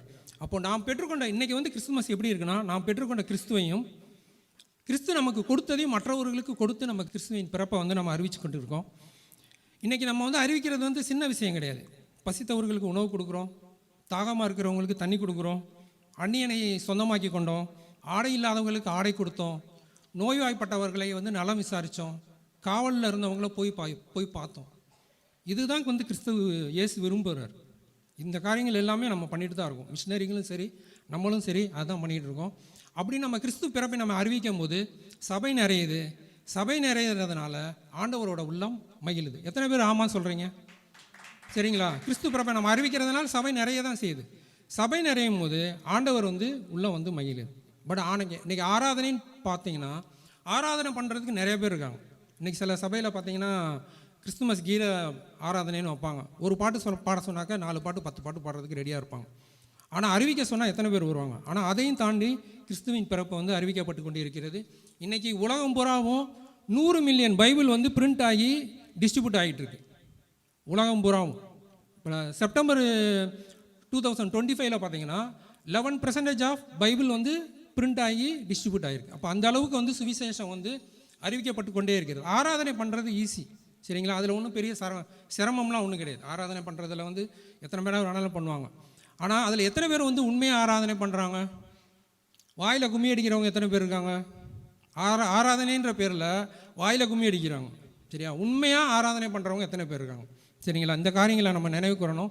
அப்போது ஆராதனை பண்ணும்போது வந்து அப்படி ஒன்றும் பெரிய சகிப்புத்தன்மை கிடையாது. ஆனால் நம்ம வந்து இயேசுவின் பிறப்பை குறித்து அறிவிக்கும் போது சகிப்புத்தன்மை நிறையா வேணும், பொறுமை, நீடிய பொறுமை வேணும். எல்லோரும் போனவொடனே ஏற்றுக்க மாட்டாங்க. சலோ தும் ஜாவுன்னுவான். எல்லாத்தையும் தாண்டிட்டு போய் நம்ம அவங்கள்ட்ட அடி வாங்கிட்டு என்னென்னமோ பண்ணிட்டு வந்து கிறிஸ்துவின் பிறப்பை அறிவித்து இன்றைக்கி வந்து இந்த இவ்வளவு தூரம் நம்ம வளர்ந்துருக்கோம்னா கிறிஸ்துவின் பிறப்பை நம்ம வந்து அறிவிச்சுக்கிட்டு இருக்கோம். இதுக்கு வந்து கிறிஸ்துவின் பிறப்பை அறிவிக்கிறதுக்கு சூடு சொரைனே இருக்கக்கூடாது. நம்ம அதெல்லாம் தாண்டி தான் பண்ணிக்கிட்டு இருக்காங்க. இன்றைக்கி வந்து அறிவிக்கிறவங்க அறிவிச்சிக்கிட்டு இருக்காங்க. அடுத்து வந்து ஆண்டவர் என்ன விரும்புகிறாரு? சகல ஜாதிகளையும் வந்து சீஷராக்குங்கள். அதை தான் வந்து ஆண்டவர் விரும்புகிறாரு. அப்படிப்பட்ட அக்கறையுள்ள ஆண்டவர் வந்து பேதுருட்ட என்ன கேட்குறாரு? என்னுடைய ஆடுகளை மேய்ப்பாயா? அக்கறையாக கேட்குறாரு. அப்படிப்பட்ட அக்கறையுள்ள ஆண்டவருடைய அக்கறையான சீஷர்கள் நாங்கள் வந்து உங்களுக்கு வந்து அக்கறையோடு சக்கரையாக கிறிஸ்து பிறப்பின் நற்செய்தியை வந்து உங்களுக்கு அறிவிக்கிறோம். இக்கரையிலிருந்து அக்கறையை கொண்டு போகிறீர்கள். அக்கறையோடு சக்கரையாக சொல்கிறோம் உங்களுக்கு. அதான் அதை சேர்த்து இக்கரையிலிருந்து அக்கறை. ஆமாம், கட்டாயம், சரிங்களா? அப்போ அந்த அளவுக்கு வந்து நம்ம வந்து கிறிஸ்துவின் பிறப்பை நம்ம அதை அறிவிக்கிறோம்.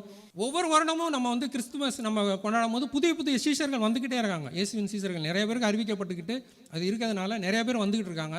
அது நிமித்தம் வந்து ஆண்டவருடைய உள்ளம் வந்து மகிழ தான் செய்யுது. ஸோ அதனால் ஆராதனையை விட ஃபஸ்ட்டு ப்ரையாரிட்டி முக்கியத்துவம் என்னன்னு பார்த்தீங்கன்னா கிறிஸ்துவின் பிறப்பை அறிவிக்கிறதான். அறிவித்தாதான் அவங்க ஆராதனை பண்ணுறதுக்கே வர முடியுமே தவிர அறிவிக்காமல் அவனை ஆராதனை பண்ணால் என்ன பண்ணுவான்? சரிங்களா? ஸோ வாய்ப்பு கொடுத்த அனைத்து நல்ல உள்ளங்களுக்கும் எனக்கு கொடுத்த டைமுக்கு முன்னாலே முடிச்சுக்கிறேன். நன்றி, வணக்கம். மிகுந்த நன்றி. நம்ம பட்டிமன்றத்தினுடைய மரபுப்படி தங்களுடைய அணியின் கருத்தினை அணி தலைவர்கள் மிக சுருக்கமாக 2 நிமிடத்தில் எடுத்து உரைக்கும்படி அன்புடன் கேட்டுக்கொள்கிறேன். ஒன்றை கவனிச்சுக்கிடுங்க, தலைப்பில் கொஞ்சம் 2 பக்கத்துலேருந்தும் கொஞ்சம் கொஞ்சம் விலகி பேசுனீங்க. அதனால் உங்களுடைய தலைப்பை ஒரு தடவை கூட நான் உங்களுக்கு அணித்தலைவர்களுக்கு ஞாபகப்படுத்துகிறேன். கிறிஸ்துவின் பிறப்பு அல்லது கிறிஸ்மஸ் என்பது நாம் அறிவிக்க வேண்டியதா அறிவிக்கப்படுகிறதாங்கிறதல்ல, ஆராதனைக்கு உரியதா. கிறிஸ்மஸினுடைய நோக்கம் எதற்குரியது? என்ன நோக்கம்? ஆராதிப்பதற்கு உரியதா? அது எதற்காக பிறந்தார்? ஆராதிப்பதற்காக பிறந்தாரா இல்லை அறிவிக்கப்படுவதற்காக பிறந்தாரா? அந்த இயேசு கிறிஸ்துவனுடைய பிறப்பு நாம் மட்டும் ஆராதிப்பதற்கு உரியதா அல்லது மற்றவர்களுக்கும் அறிவிக்கப்பட வேண்டியதா, அதற்குரியதா என்கிறத தெளிவாக 2 லைனில் எடுத்து சொல்லுங்கள், தீர்ப்பை சொல்லிடுறேன். சகோதரி ஹெலன் சொன்னாங்க, நீங்கள் உங்கள் சபையில் போய் நீங்கள் அறிவிக்கிறீங்க, இப்போ எவ்வளோ பேர் வராங்கன்னு சொன்னாங்க. நாங்கள் முன்னாடி அறிவிக்கும் போது எங்கள் சபையில் வந்து 10 பேர் வந்தாங்க. தொடர்ந்து அறிவிச்சிட்டு இருந்தோம், இப்போ 50 பேர் வராங்க. அப்போ ஒருவன் அறிவிக்காவிட்டால் எப்படி தெரியும்? அறிவிச்சிட்டு இருக்கோம். பாலாங்கிஸ் அவர்கள் இன்றைக்கு 12 லட்சம் பேர் சபை வச்சு நடத்துகிறாங்க. அவங்க ஆரம்பிக்கும் போது எவ்வளோ பேர் இருந்தாங்க? 4 பேர். அவங்க மனைவி, மாமியார், ஒரு குழந்தை இருந்தாங்க. ஆனால் இன்றைக்கி எவ்வளோ பேர் இருக்காங்க?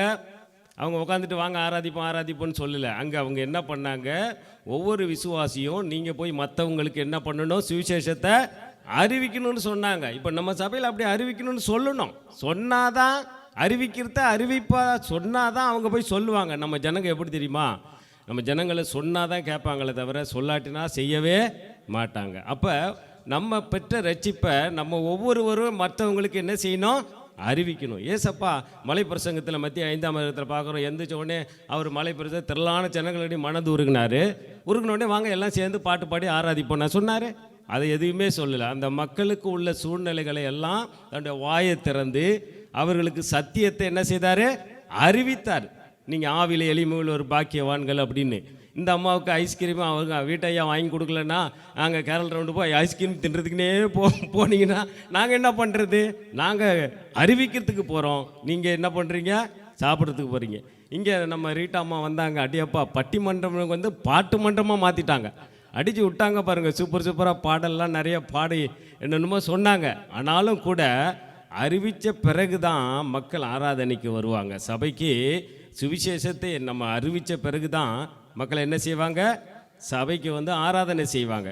நீங்கள் ஒரு தீர்மானம் எடுக்கிறீங்களா? நான் ஒரு நாளில் ஒருவருக்காவது சுவிசேஷத்தை அறிவிப்பேன்னு நீங்கள் தீர்மானம் நீங்கள் எடுக்கணும். அப்படி எடுத்தால் தான் சபையில் ஆராதனை நிறைய பேர் கலந்து கொள்வாங்க. நம்ம அப்படி எடுக்கிறதே இல்லையே. நம்ம சாப்பிட்றோம், நம்ம என்ன பண்ணுறோம், நம்ம வேலையை செய்கிறோம், நம்ம தூங்கிடுறோம், அவ்வளோதான், முடிஞ்சு போச்சு.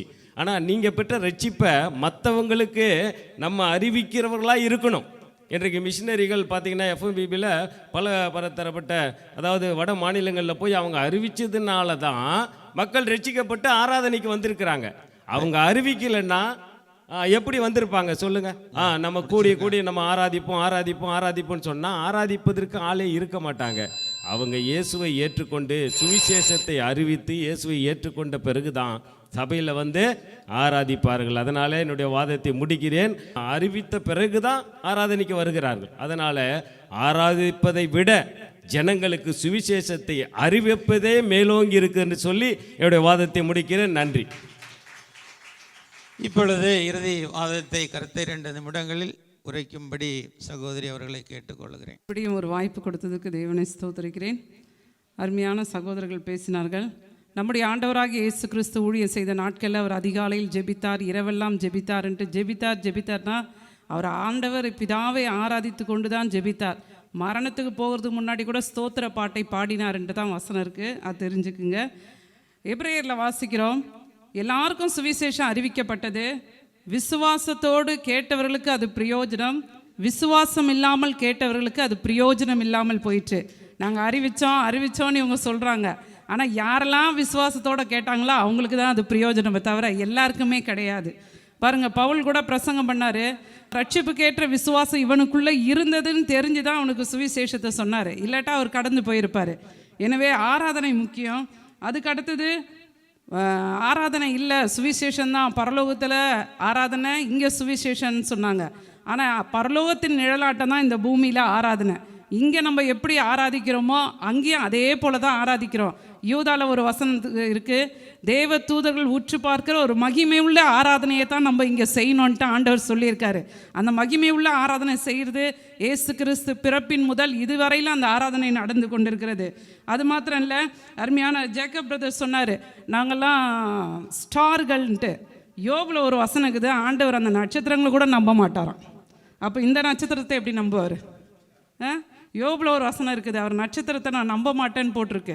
அப்போ நம்ம நட்சத்திரம் இருந்தால் கூட சுவிசேஷம் அறிவித்தா கூட ஆராதனை ஒரு முக்கியமானது என்பதை அறிந்து கொள்ள வேண்டும். சங்கீதத்தில் நீதிமான்களுடைய கூடாரத்தில் ரட்சிப்பின் கம்பீர சத்தம் உண்டு. அப்போ நம்ம சுவிசேஷம் அறிவிக்கணும்னு ஓடும்போது நம்முடைய கூடாரத்தில் அந்த ரட்சிப்பின் கம்பீர சத்தம், அந்த ஆராதனை இல்லாட்டா நம்முடைய குடும்பம் எப்படி ஓட முடியும்? நம்முடைய குடும்பத்தை ஆண்டவர் எப்படி ஆசீர்வதிக்க முடியும்? சத்துருக்களை ஜெயிக்கணும்னா அந்த ஆராதனை தான் முக்கியம். அது மாத்திரமல்ல, இவர் சொன்னார் ஆராதனை யார் வேணுமாலும் பண்ணலாம், அதெல்லாம் ரொம்ப ஈஸி. நீங்கள் இப்போ போய் அரசியல் தலைவரில் இப்போ இந்த அடுத்த வாரத்துலேருந்து பாருங்கள், கிறிஸ்மஸ் செய்தி அவங்க சொல்லுவாங்க. அதை நீங்கள் நல்லா கவனிங்க. அவங்க சூப்பராக எடுத்து கிறிஸ்துவின் பிறப்பு நற்செய்தியெல்லாம் ஒவ்வொரு தலைவருங்க அழகாக போடுவாங்க. அதெல்லாம் ஈஸி. ஆனால் ஆராதனை என்பது ஒரு மனுஷனை ஆண்டவரோடு ஐக்கியப்படுத்துறது. அந்த ஐக்கியத்தைப்படுத்துறது தான் ஆராதனை. அதே மாதிரி சுவிசேஷத்தை கேட்கணுன்னா நம்முடைய இருதயத்தை பக்குவப்படுத்துவது இந்த ஆராதனை தான். இந்த ஆராதனை தான் ஒரு மனுஷனுடைய இருதயத்தையும் சிந்தனையும் ஒருமுகப்படுத்தி கர்த்தருடைய வார்த்தையை கேட்க வைக்கிறதே இந்த ஆராதனை தான்.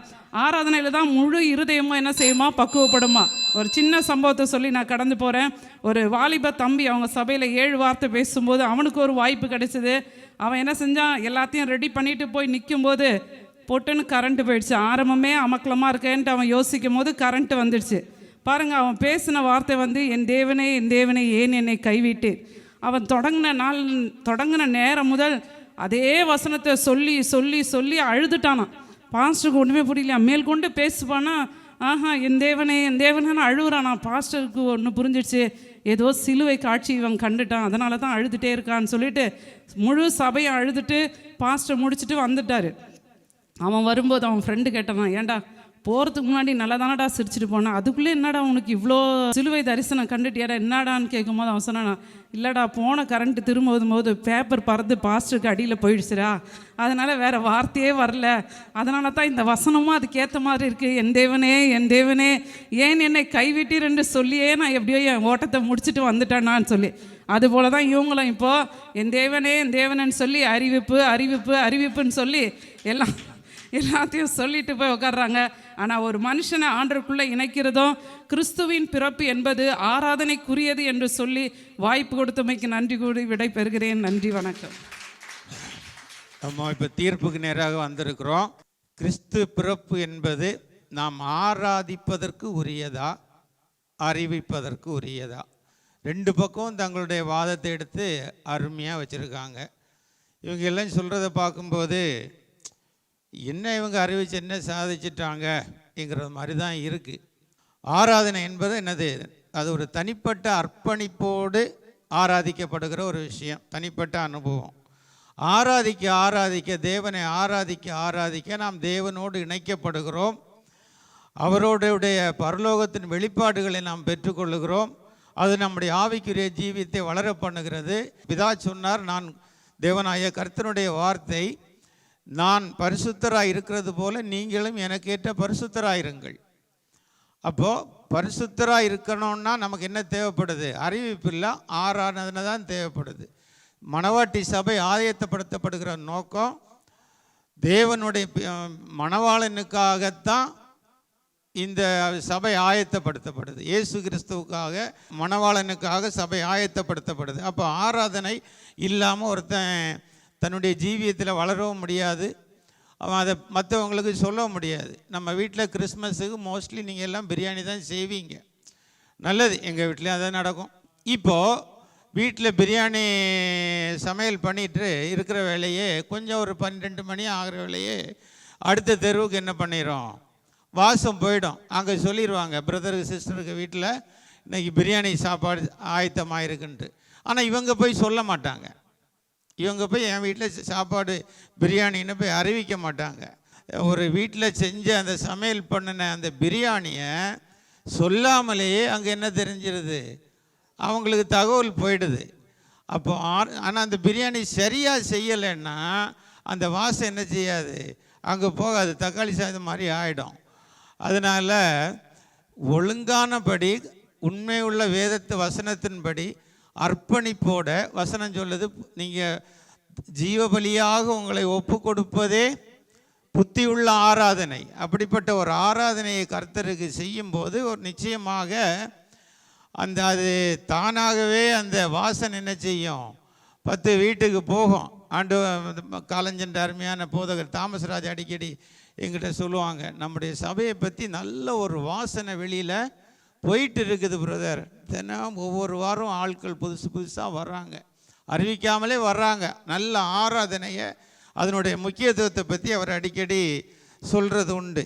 இப்போ நம்ம பார்க்குறோம், இப்போ இந்த இயேசு இந்த பிறப்பினுடைய நோக்கம் என்ன? வசனம் வந்து பார்த்திங்கன்னா மத்தேயு 1:21 எடுத்துக்கிட்டிங்கன்னா அதனுடைய நோக்கம் என்னன்னா, கிறிஸ்மஸினுடைய நோக்கம் என்னன்னு பார்த்தீங்கன்னா, அவள் ஒரு குமாரனை பெறுவாள், அவருக்கு இயேசு என்று பெயரிடுவாயாக, ஏனெனில் அவர் தமது ஜனங்களின் பாவங்களை நீக்கி ரட்சிப்பார்.